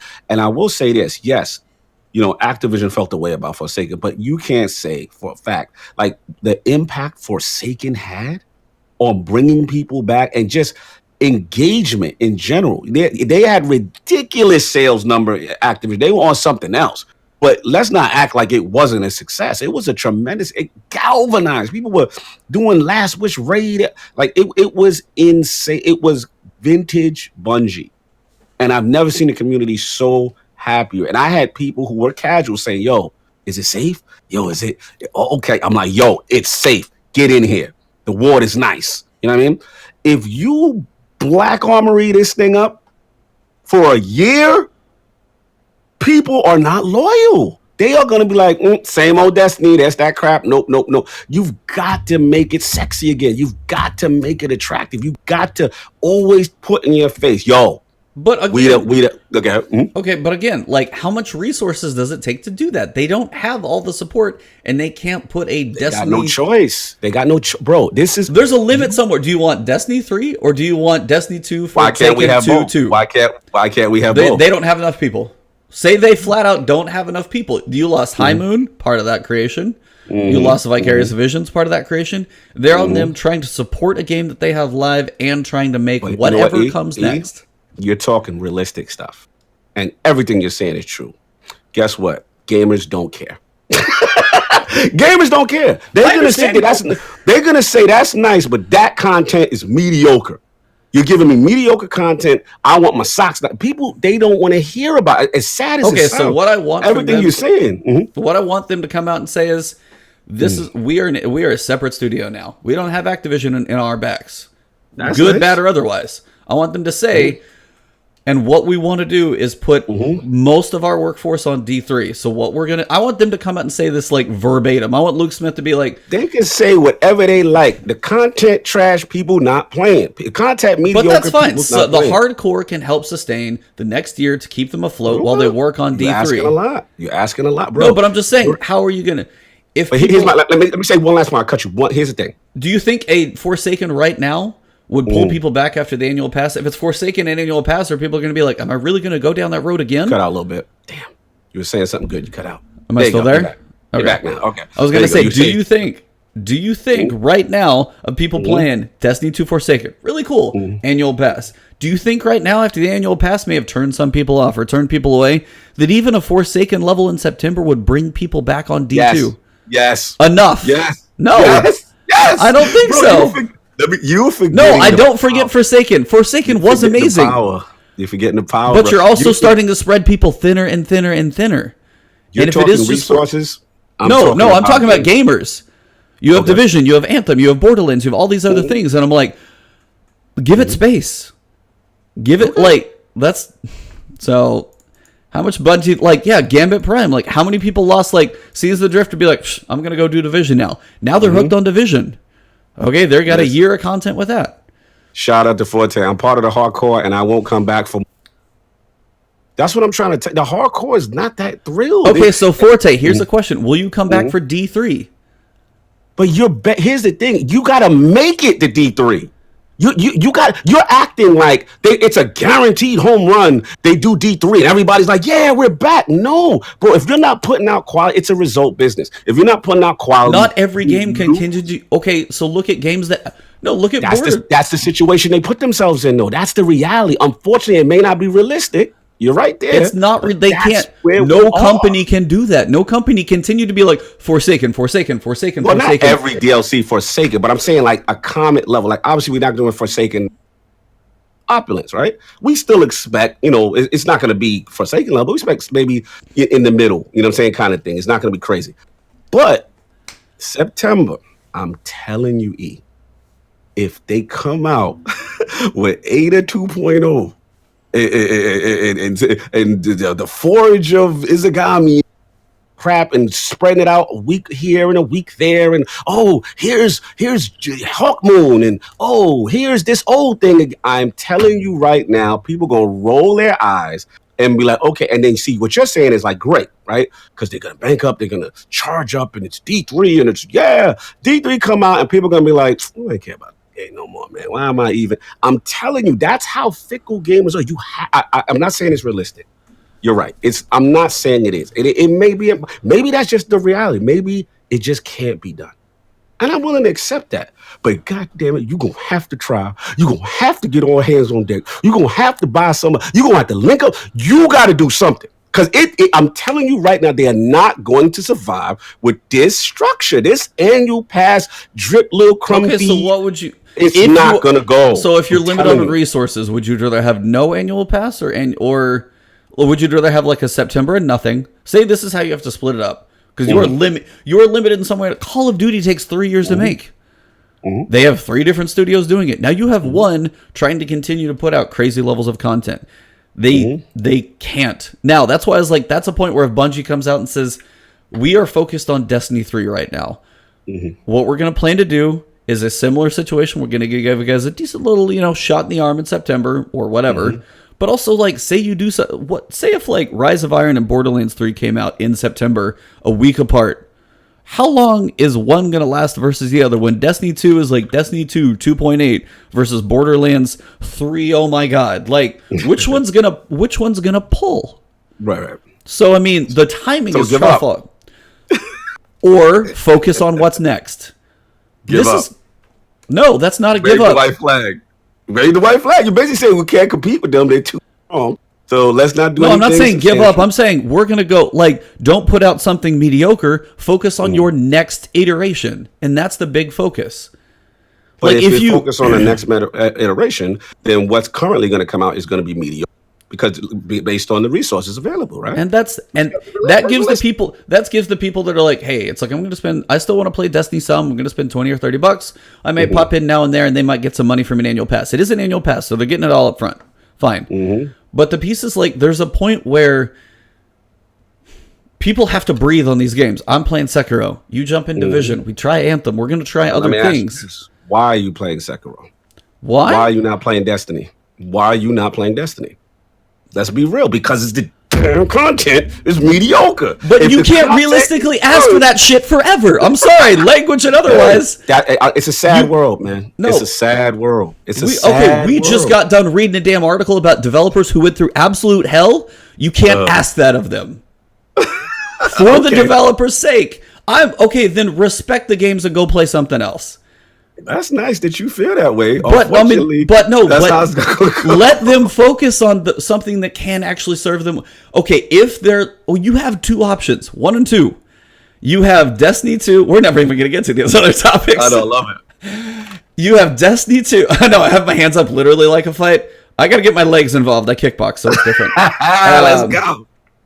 You have Let's go. an annual pass that is going to give them a little bit of something. People are probably going to jump in, the Triad, the Dados, the Hardcore will probably do a little bit of something here and there. You have Destiny 3 that has to get made.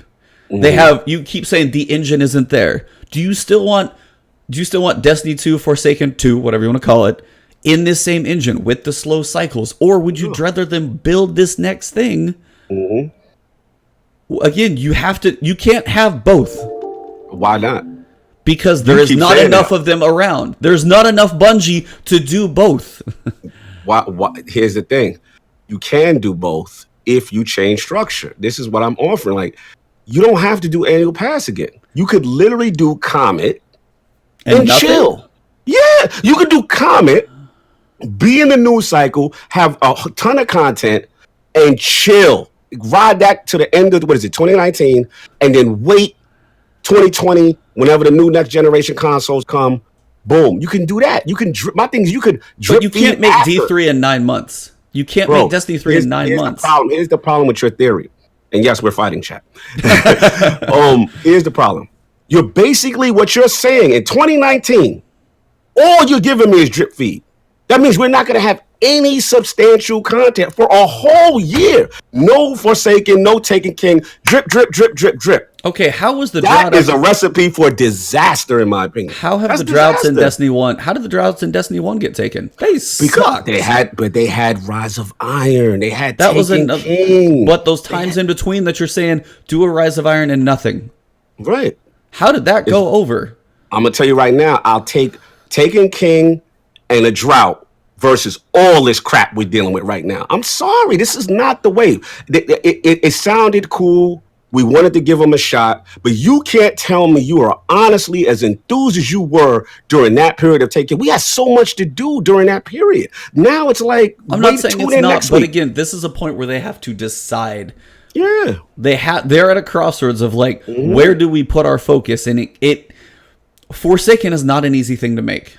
Taking King is not an easy thing to make. Facts. Absolutely. Those are not easy things to make. Those are large pieces of content.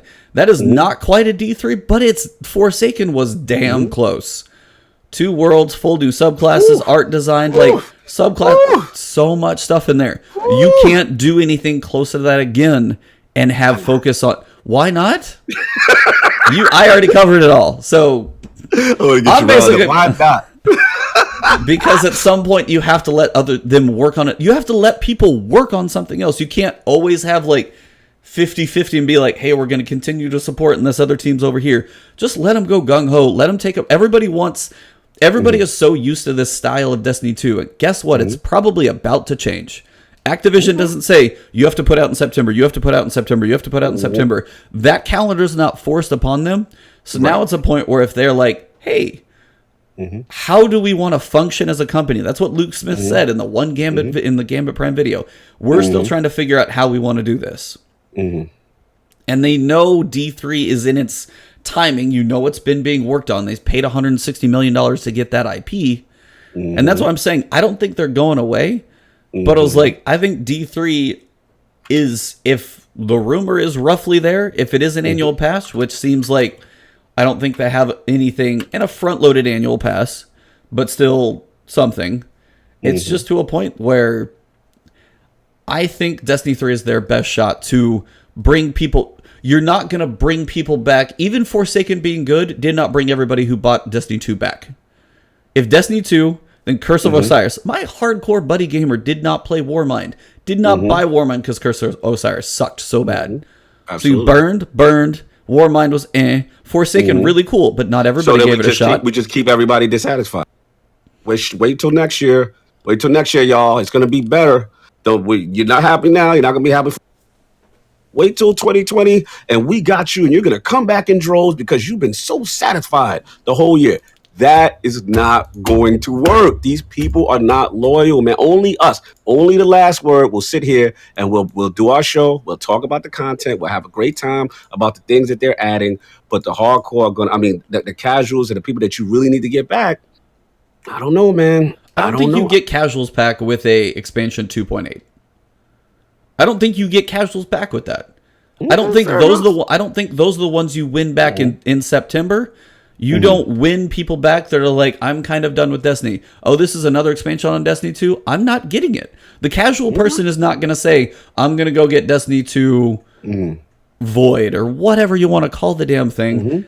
They're not going to jump out and be like, this is another expansion on what I played 2 years. It's still not the new one yet. It's not going to be what pulls it in there to me. If I'm a casual gamer, that's not, I mean, how many people played Rise of Iron? How many people played Taken King? It was probably Taken King or like Destiny 2 or Destiny. Taken King probably wasn't everybody, but a lot, and it was good. And then Rise of people back, bro. And that was, but the Rise of Iron was like okay, but it's trash. like I'm not saying any of these pieces of content are trash. I'm just saying there's a point where people, no matter if you love the game or not, do not stick with these things forever. They're like, hey, I get a level of consistent. You're under between Taken King and Rise of Iron. There's still a high. There's still those were not the same. Bro, you meaning to tell me you're going to equate the period between Taken King and Rise of Iron between the period between the armory, the Black Armory, and Season? No. I was saying like Taken King and Rise of Iron aren't the same. That's all I was saying. Those are not the same level of content. Not even close. No, absolutely. But again, those weren't annual pass either. No. Like we can't throw Rise of Iron was lit. Rise of Iron had Wrath of the Machine. Rise of Iron had a lot of content, bro. Like you really not giving Rise of Iron the respect that it deserve out here, man. Like Rise of Iron was good. Like that's arguably it had like five missions in a raid. Oh, you disrespectful right now. You so disrespectful to Rise of Iron right now. It had 5 missions. Oh my god, chat. We're gonna have to talk about this Rise of Iron disrespect in here. And the raid, which was cool. And the raid was cool, but I was like, how much did it give you? Outside of those two, what else was there?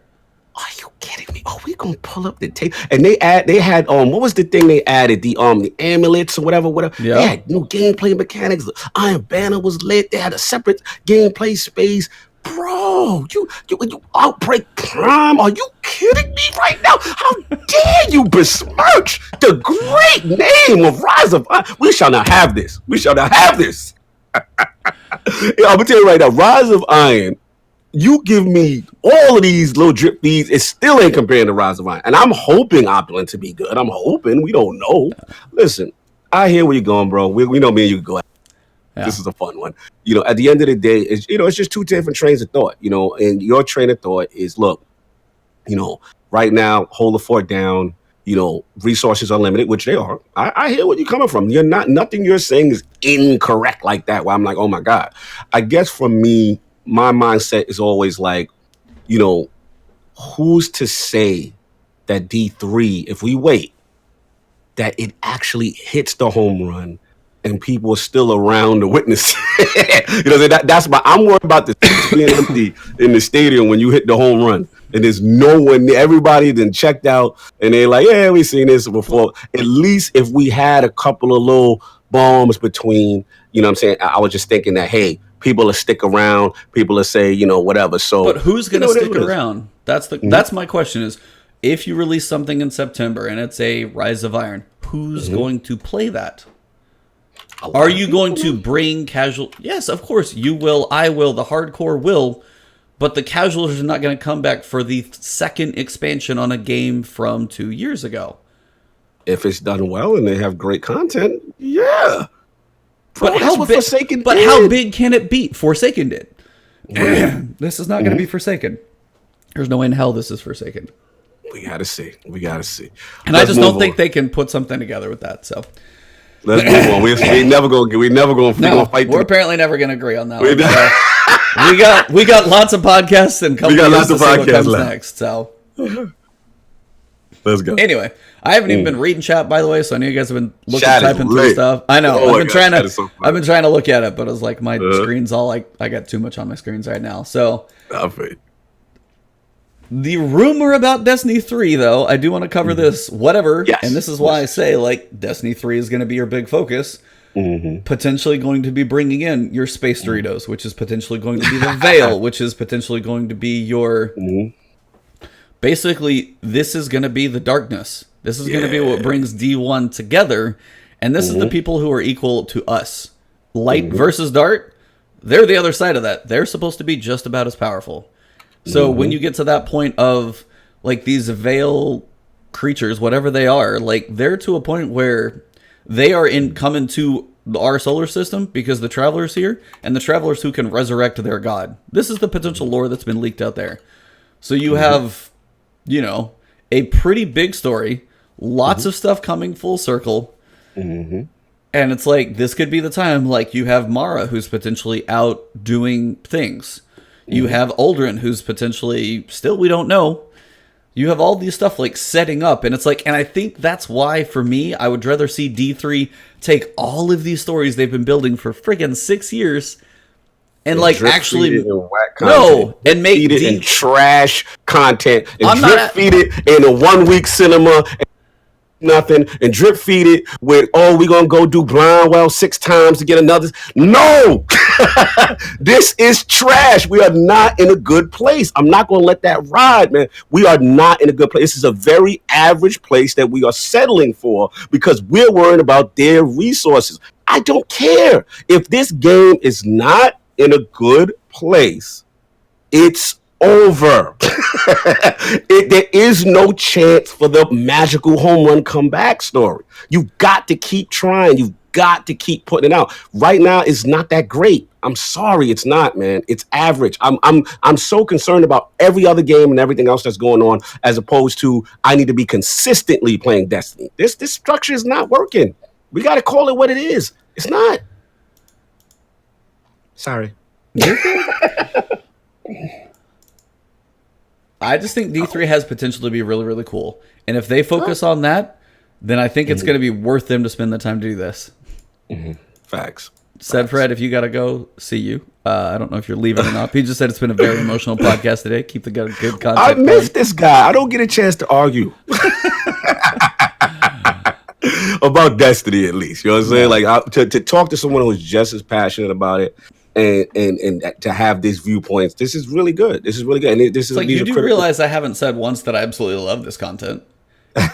Dude, no, you acting like you good with this. No, I never once have said that. I've never once said that. Okay. Have I? I'm just like, no. Don't you feel a difference though? Like, just talk about right. No, it's like, no, for me, like, Taken King, Forsaken, amazing content. I love those moments. I love Last Wish, the 24-hour minute and 2-second raid. Sorry, Dado, but you know, all of those pieces are awesome. But we're at a point to where Bungie is at a crossroads. They don't have Activision. The money isn't there. They're trying to figure out what's going on. They have a lot of balls up in the air. They're trying to figure out. And for me, it's just like, how long are you going to wait for a Rockstar game? Because they do it right. I want Bungie to do it right once. They haven't yet. Destiny 1 came out not in that great of a space. Had some issues, had some like definite like issues rewriting stories the year before, all that craziness. And then the whole, I can't remember the music guy. You know who I'm talking about? Marty O'Donnell. Yeah, Marty. Like that whole issue with him came out. Another Jason Schreier article, cool. Then we had Destiny 2 come out. They tried to throw everything in there. They tried to casualize it. They tried to do all these things and do it. I want them to just be like, okay, I would rather them literally drop I would rather them do nothing for the next year. To me, you can't. No, this is me. And this is where my point of view is coming from. I would them rather not put anything out and say, hey, I know we're a live service game. We're going to leave this in a state. We'll have like some people like, you know, we'll maybe do some sandbox updates here and there. And we're just diving 100% into our next major... Breathe, dude. Woo-saw it out. Keep talking. I'm just trying to work through it. Keep talking. Because at some point, like, I mean, every major large game, CD Projekt Red with Witcher 3, going to Cyberpunk 2077, they're not live servicing things. They are focused. They're doing their internal testing. They're building these things. They're working on scripts. They're doing all this stuff. The more you pull away within one studio now, because they don't have help anywhere else, the more you pull away from somewhere else, it takes away from the focus on what's next. Let me just clarify. What you're saying, just kind of based on what I have a YouTube channel based on Destiny 2. If I say I'm okay losing it, there's a reason for that, because I would wait for D3. What you're saying, just so we clarify, I have this on record, is in theory what Division 1 did. You want them to go away. Take the feedback, where everything they got to Yes. work on, so that you have that brand new foundation, right? And then, like how Division Two is starting right now, super strong. All the issues that we have, for the most part, most people have for the most part, are been addressed. Super strong launch, boom out the gate. I understand it. I think the difference is, I just think the climate is different. And that's about, everything you're saying is not wrong. I just worry about the climate that we're in. This is not back in the day. This is not 2-3 years ago. There's battle royale now. There's all these looter shooters. You know what I'm saying? Borderlands is coming back. Division is now in position. That's basically us relinquishing the belt and say, hey, Yeah. And this is honestly, you. right now, Division came swinging and they swung well. Absolutely. I haven't even touched the game yet, and I can probably agree to that because Yeah. they took the time to do that. But what did they do in the interim? They had live maintenance. They added little things here and there, and then when they came swinging, My man Forte. I love him. This is what I'm talking. He says, how does Warframe have big content updates every 3 months and they're a smaller dev Bungie? I can't give them That's what I'm trying to say. Like, I really, it's nice that they're struggling or whatever you feel about I really don't care. Get it together. You got these other teams that's doing it, that are just as agile.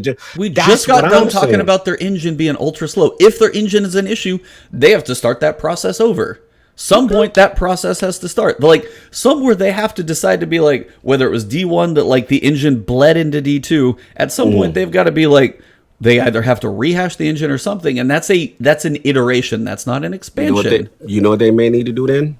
Is, since it's so difficult out here in these resources streets, how about you go partner up? How about you call Microsoft? You call somebody and partner up if it's so difficult that you can't do this on your own. Because we're in dangerous territory. That's all I'm gonna say. I think we're just in very dangerous territory, and I would love for it to be able to kind of go hibernation and see if they can withstand the storm. And I mean, how much has Division 2 been in the mind share in the last Division 1 been in the mind share before Division 2 came out in the past year? But Division 1 was so trash to us. What did Destiny 2 do? Think not Forsaken. But you're talking. Think of Destiny. Think of Destiny 2 year 1. How did that come out? Poor. What? Yeah, to the it was hardcore, a dumpster fire by the time Curse of Osiris got there. We got to go to numbers now. It was a commercial success. That's fine, but you also have. That's what it's about for them, right? But how much of that? Again, you have Activision involved. You have them supporting, paying big bills, things like that. So Division 1 comes out, not great.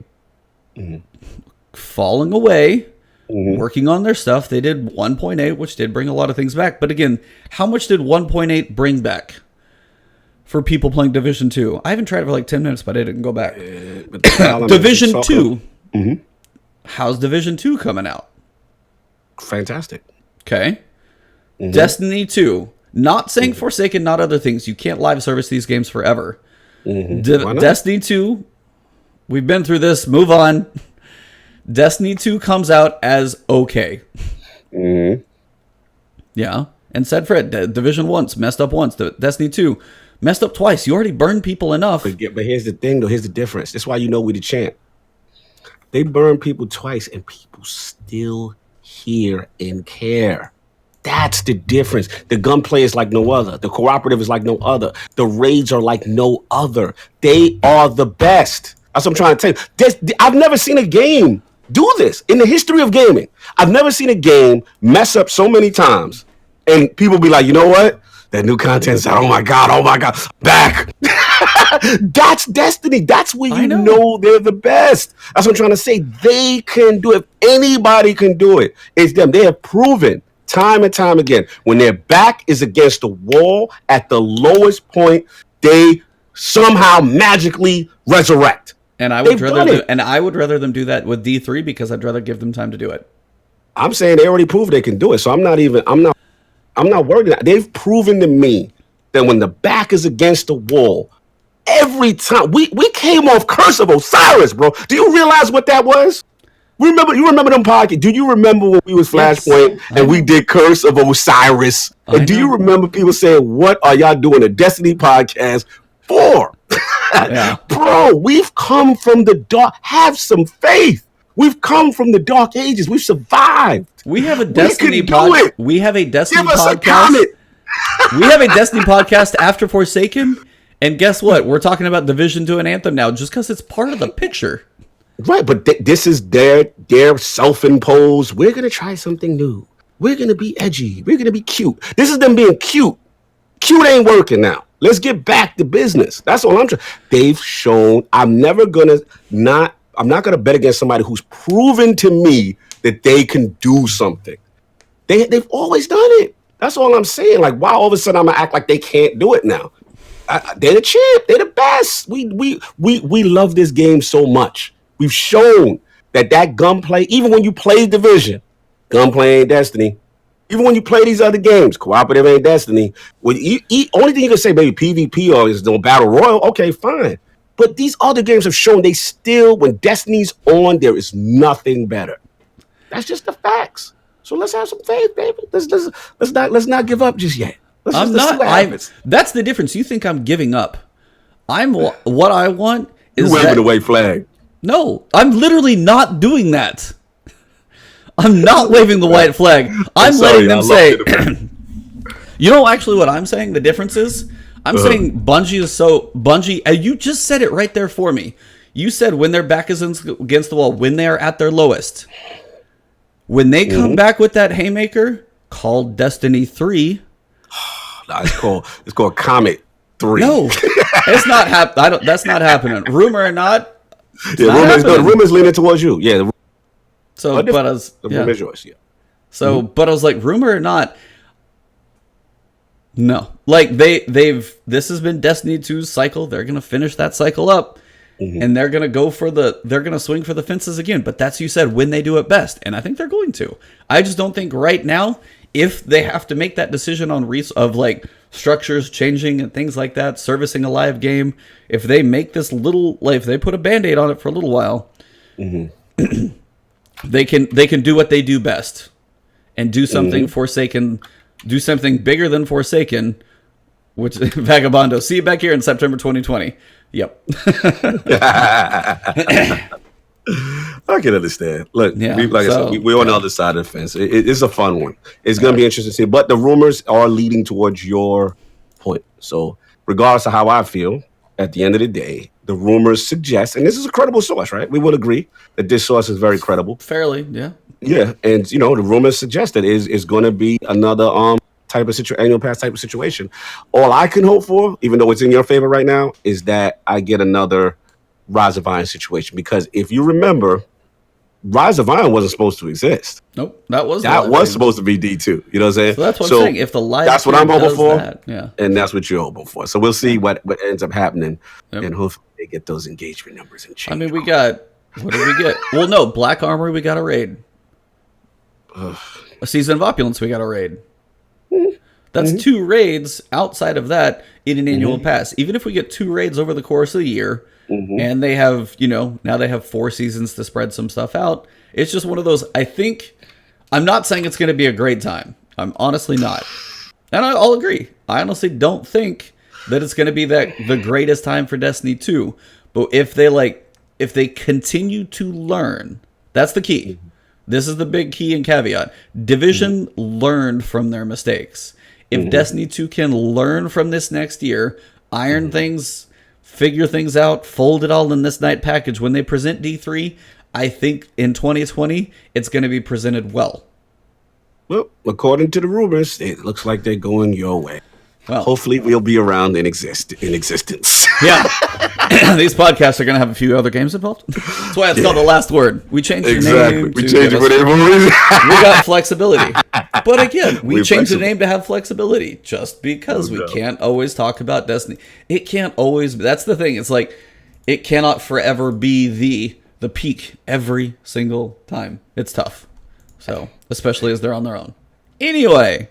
Moving along. I don't even know how to wrap up after that one. This is already 2 hours and 14 minutes. Long point, Flash. Flash is definitely not a flash in the pan. Mm-hmm. In case you guys have been living under a rock, shout out to Jason Schreier and his team at Oh. Kotaku.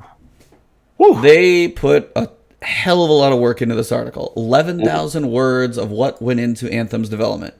6 years, like lack of vision, certain things different ways. You had the Frostbite engine with its ups and downs. You had engineers being pulled in different places. You had different studios that had different visions. So much happened in the. If you guys have not read this article, Fantastic. I'm going to take this right here. I'm going to put it in chat. It's right there. If you haven't read it, truly, this is one of those. It is long. This will take you a while. It is chapters of a book. It is not short. Read it to get an idea what these people go through. And this is one of those points where I'm going to empathize and say you can't kill devs because of reading this article. Interesting. And that's one of those pieces that I want to go back to and just literally be like, when BioWare's multiple studios and EA and all this was in development, you have honestly, you had people taking stress leave. Yeah, And bad. that's rough. You have people getting crunched so hard that they're like quitting the job because of stress. They're going. We've heard about it. People are thinking about Crying. like unionizing gamings and stuff like that. Like to a point of just getting to a level where it's not sustainable to maintain like sanity, like what they're asking of people. But you also have a point where before E3 in 2017, Anthem was called something different. It was called Beyond, like Beyond the Wall. And you're going, are you serious right now? Like, Yeah, that's what it was. so I mean, this, like, I don't want to go fully into it. I just kind of want to get your general overview thoughts on just what it looks like it went through, and then just like what do you feel like? I don't know. What do you think this does? Like industry wise for BioWare, like this is one of your beloved studios. Like even giving you like Dragon Age Inquisition and pieces like that, just showing like it was like hell in a handbasket, and then it comes together at like the 11th hour. Like, just what are your thoughts about what you get from this whole thing? Because it's a big one. Well, a lot of first thing off, a lot of the stuff I got from wrong, right? Because initially I was trying to make sense of how it got into the state that it got. I knew they were having issues. You know what I'm saying? There's no doubt. And we knew it needed to bake. I always knew that part. But I'm conflicted here. I gotta be honest, E. There's some issues, there's some things that really rub me wrong. In sense of, kind of like, remember when we had the discussion with Activision and Bungie, right? And there were a lot of things were like, oh, Activision had to be the cause of that. And this, that. And I'm not saying EA is to be absolved here. They're not. The Frostbite engine right now was a big problem. And, but at the same time, even though it was matter of fact, it was the initiative by EA that they wanted to do their own homegrown engine and move everything over there eventually. And I believe FIFA started it. And then the BioWare guy said, okay, you know what? Let's be proactive and let's just get used to it now and with our development. And the thing about it is that, it's just after seeing all these problems and seeing all these things going on and people just struggling with this engine and just the indecisiveness and people leaving and Casey Hudson coming back and all this stuff. I mean, it just really goes to show me like this thing was really in development hell. And here's the thing. When you get to a point where you're at year 3 and year 4 and no one knows what the game is, Yep. bro, I mean, again, I'm trying to be as respectful as possible. I'm not a developer, but I understand the constraints. I understand how difficult it is. But I also have to say, like, can I really get mad at EA? Right? EA says, you got to get it out. Okay, fine. Right? They delay it. That's like 6-7 years cycle, though. Oh, I know. That's a No, I mean long it's time. both sides of this for sure. Yeah, that's a long time to tell a publisher, yo, we don't know what we got. It just feels like it was so ambitious and they just couldn't sell it. And then I'm hearing indecisive, just a small thing, just to decide on a small thing. They would leave meetings and no one would have any idea what they're really going to do. Again, it just screams dysfunction. We know there was different teams at one point, the Canadian team and this team, and again, I'm not going to say EA did. EA definitely was pressure, and I feel the Frostbite engine was the problem. I felt that way with Mass Effect when they had those stupid facial animations. I'm like, why don't they just use the engine that they had before, which was Unreal? So it's a sad tale. It's a sad tale. It's a cautionary tale about overworking. And about mismanagement and poor leadership. And you feel for them because as Destiny fans, we kind of can relate. Oh yeah, D1, been through a lot. how things were, and just trying to get the thing out the door. And in their credit, let's be honest. Yes, is it a lot of issues, no doubt, but we have to admit from a core feel standpoint, right? Yep. What they You're were actually able to bringing up accomplish. my brother's point. This is great. Right. Yeah, because with all of this, I'm sitting there, I'm like, how did we even get what we got? Because I'm Absolutely. like, this thing was, based on what I read, this thing was supposed to be 2 stick figures running out there. Yeah, You know what I'm literally in saying? about like what we have now, basically 9 months is what we have. And that's friggin' impressive to have what we have, the feel of the game. Like that I will honestly say, like it doesn't have the depth, it doesn't have the story, it doesn't have the features. It is a shell of a framework, but the feel of this game is like, if this is something they can build, like this is one where I'm like, this is one where they kind of have to just do a Division 1 where they have to be like, you take the L, yeah. you take the loss and you're like, okay, we're going to give you, I don't even think they should do Cataclysm, honestly, because at this point it's honestly a lost cause because who are you going to bring back? This is a point where you're like, okay, we're going to relaunch it. We're going to give it at a discount. We'll have some different microtransactions in there, but they need to take take that next year that this thing needed to bake and go, we got to now make a game. Yeah, I mean, shout out to Wall Black Jack. He's making some great comments. Yeah, I struggle with that 9 months of development thing. Here's the thing. It's like you said, kudos to them in the respect that they got what they got out, considering now that the curtain's been unveiled. You know what I'm saying? It's just like I said, they got to take the L, like you said, pack it up, focus everything on getting it right towards the end of the cycle, even though people probably not going to be there. But then you go hard with an Anthem 2, and then, because again, the core gameplay is there. So, yeah, I mean, this was great investigative reporting. I love learning about all the things they were going through. It'll be interesting to see if they could turn around. It'll be interesting to see if EA, because the problem is, I think the reason why people champion so hard for this game is that one, it's BioWare, right? Yep. Mm-hmm. The history, but the main thing is people champion because they know EA's history, and EA has a notorious history. If you don't knock it out the park, they get rid of you. And this is BioWare, and I think that's why people were so defensive. Not you, I'm just saying in general. Like I know people firsthand. It's like shout out to my boy Kai Batu, got to put you out there. Like he was like, yo, I don't want to see BioWare go away. You know what I'm saying? I don't want, and I get it. That's childhood. Yeah. Like that's my company. You know what I'm saying? And one could hope, because I saw that they updated the statement, and Casey Hudson actually responded to this article, and finally admission, because the first response was weak. That was canned. Weak. I was like, you guys are toned down. But the second one was like, nope, you guys are right. They've got soul searching to do. You know what I'm saying? And all you can hope for them at this point is, what I'm saying? I don't know if they'll have a Taken King on in them, but it may be a Division 1 kind of a thing where you just, strip feed, do your strategy. See, that's why I'm with your strategy. Yeah. Drip feed, let it go into the bushes. And then you come back strong, hopefully, with the Anthem 2. See, I'm with you on that. See, I can give or take that. I can do that one. Look at the smirk. Look at this.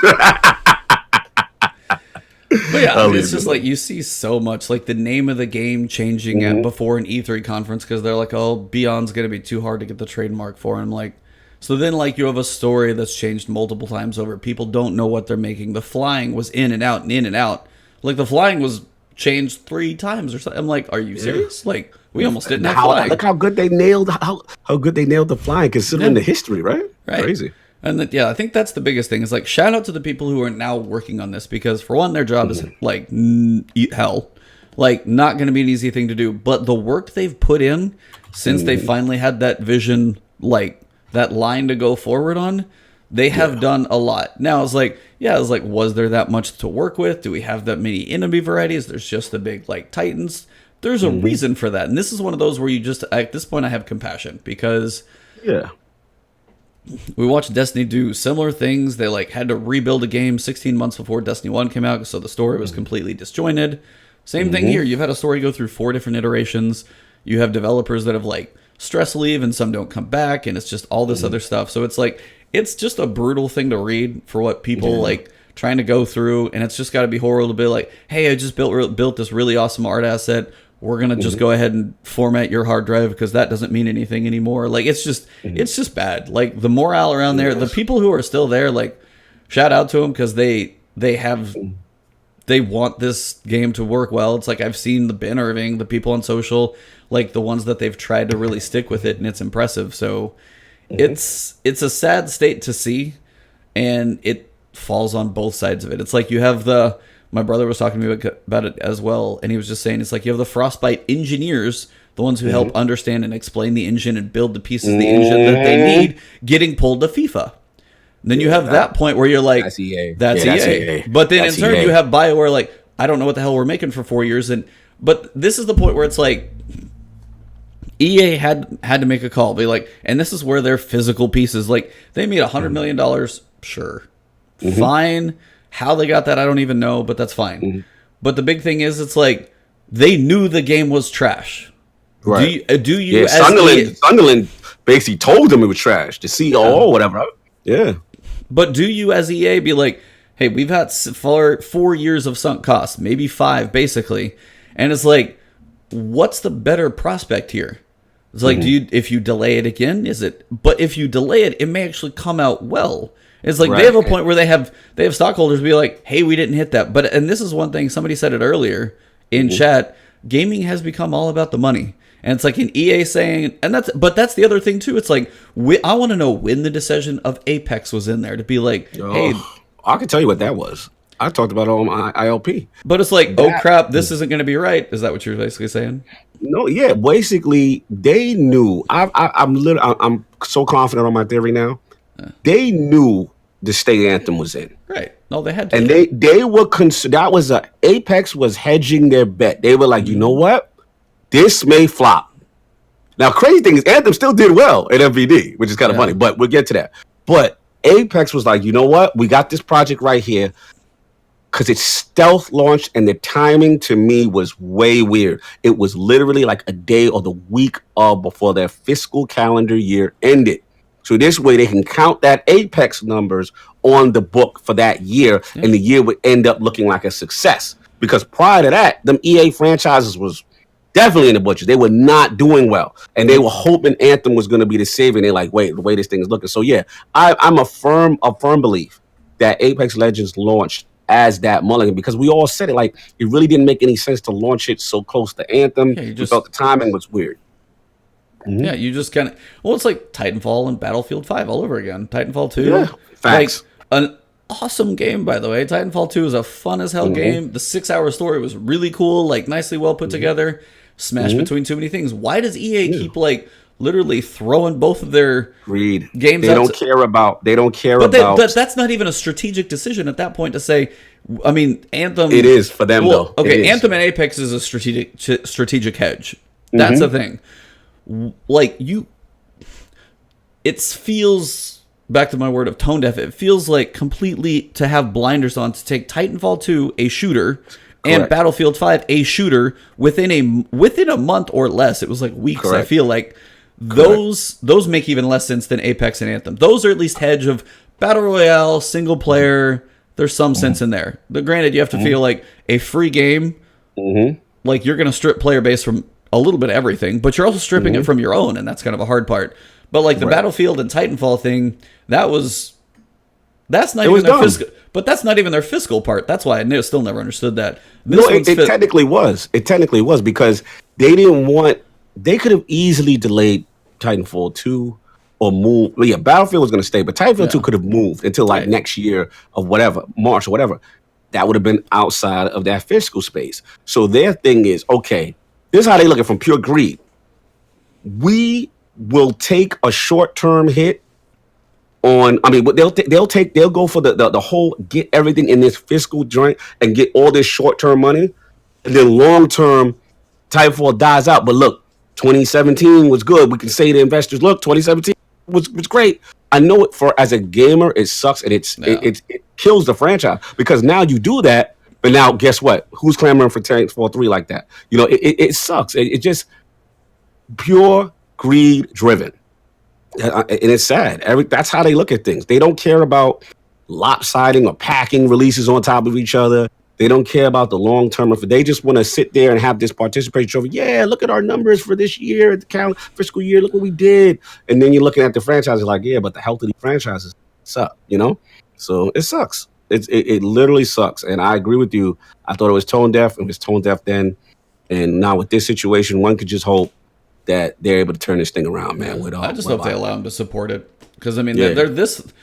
That's just kind of the thing. So they got this far. They've got a place where like now this is like they have a framework of a game.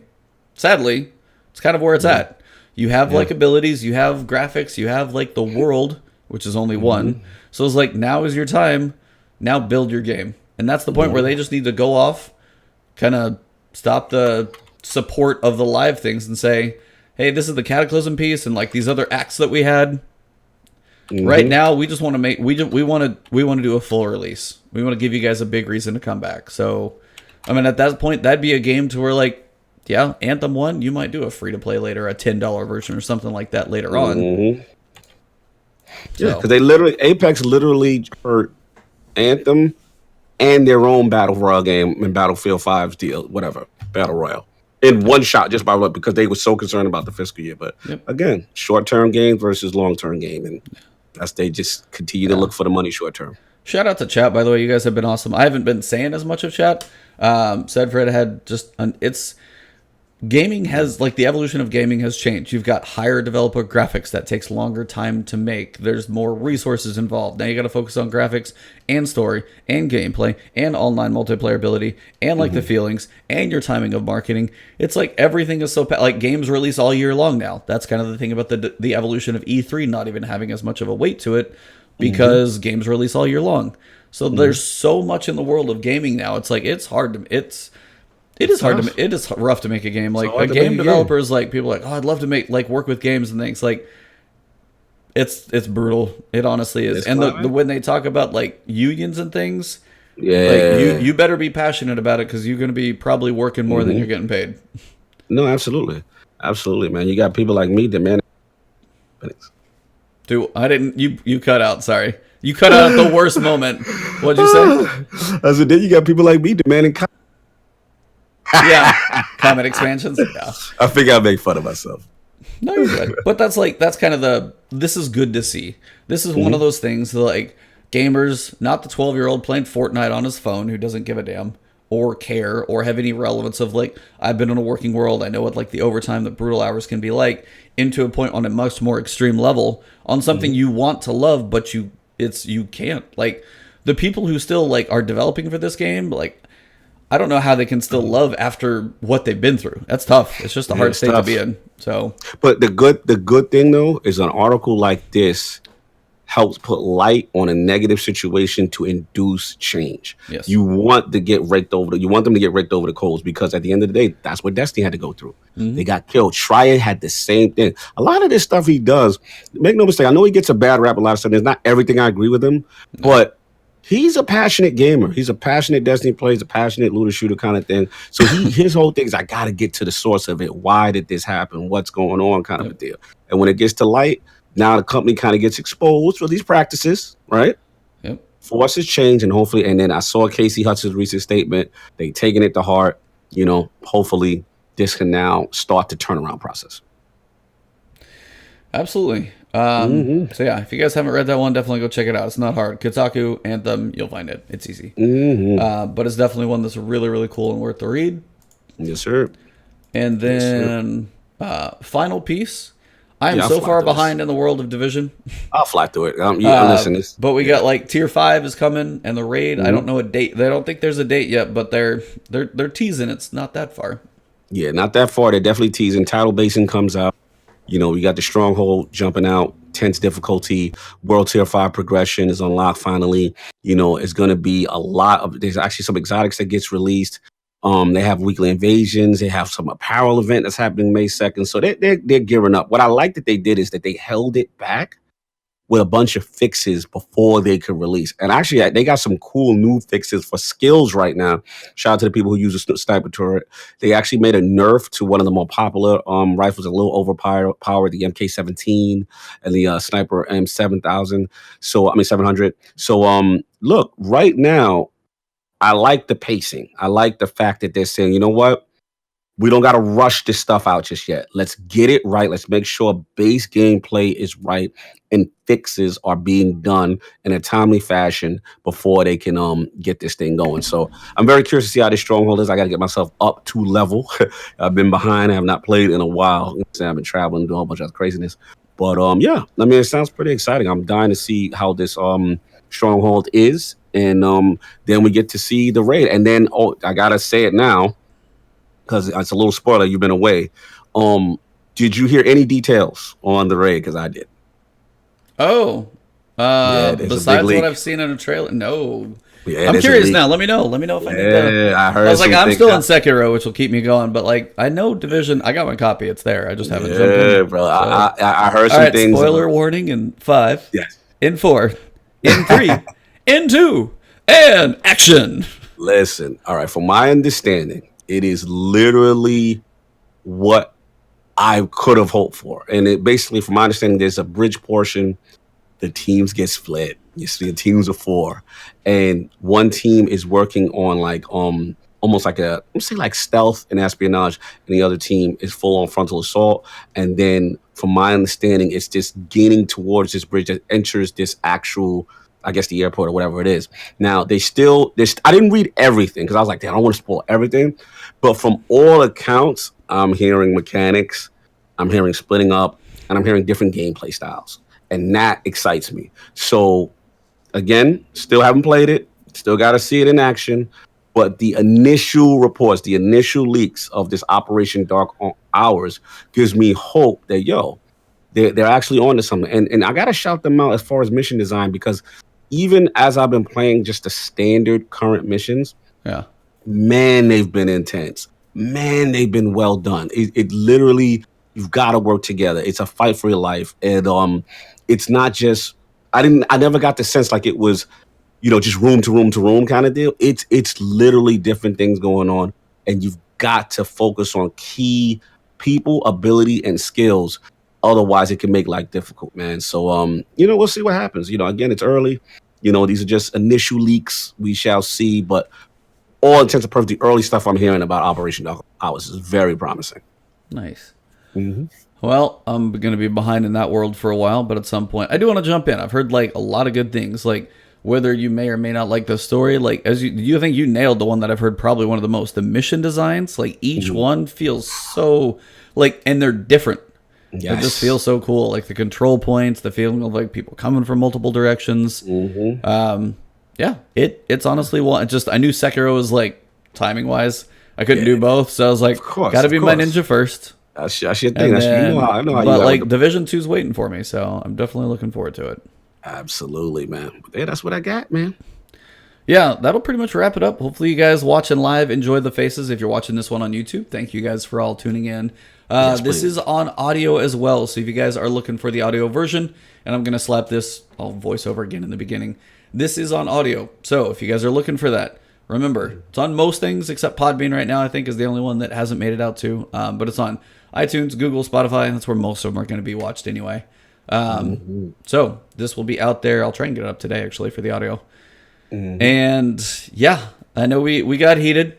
It's an argument. It's a difference of opinions out of passion. Yes. For a game that we love. Like we're 5 years in, and we both want amazing things out of this game. We just have different opinions on when and where it's coming from. But honestly, it's a point of I'm not going to stop playing Destiny. Of course not. Of course I was not. like, it's always going to be there. But I think at this point, it's also a time where, as there are other games like Division, it's like there are other things to experience, and just don't miss them all, because sometimes some of them are really good. Like Sekiro and Division 2 both, like they're worth your time. Absolutely. And the biggest thing I'll say, just have fun and enjoy. Enjoy your time enjoy your time with whatever it is you want to do. If you're not enjoying it, then find something that you find fun. That's the big key. Absolutely. I don't want to go too deep on anything. I know you probably know where I'm thinking about going, but I just want to say, like, yeah, just enjoy your time and your moments that you've got, because you never know. And honestly, it's just like, make the most of what you got. That's where we're going to leave it. Absolutely, man. Yo, shout out to the chat. Absolutely fantastic. We try to get the technical difficulties nailed down, eventually. It was just a weird day. Nothing was going right with Hangouts. So we really respect you guys that still came in, still rocking with us this long. I mean, we talked a long time. And shout out to the chat. You know how we get when me and Ebontis are on the other side of the fence. Let us know what you guys think about the format too. Like us on screen with the campfire. Like this is different. We're kind of doing it through Discord, not Hangouts, and it's a different format, stream in one place. So I mean, if this is something you guys are fans of or not, let us know, because I don't know how actually to get our faces on screen.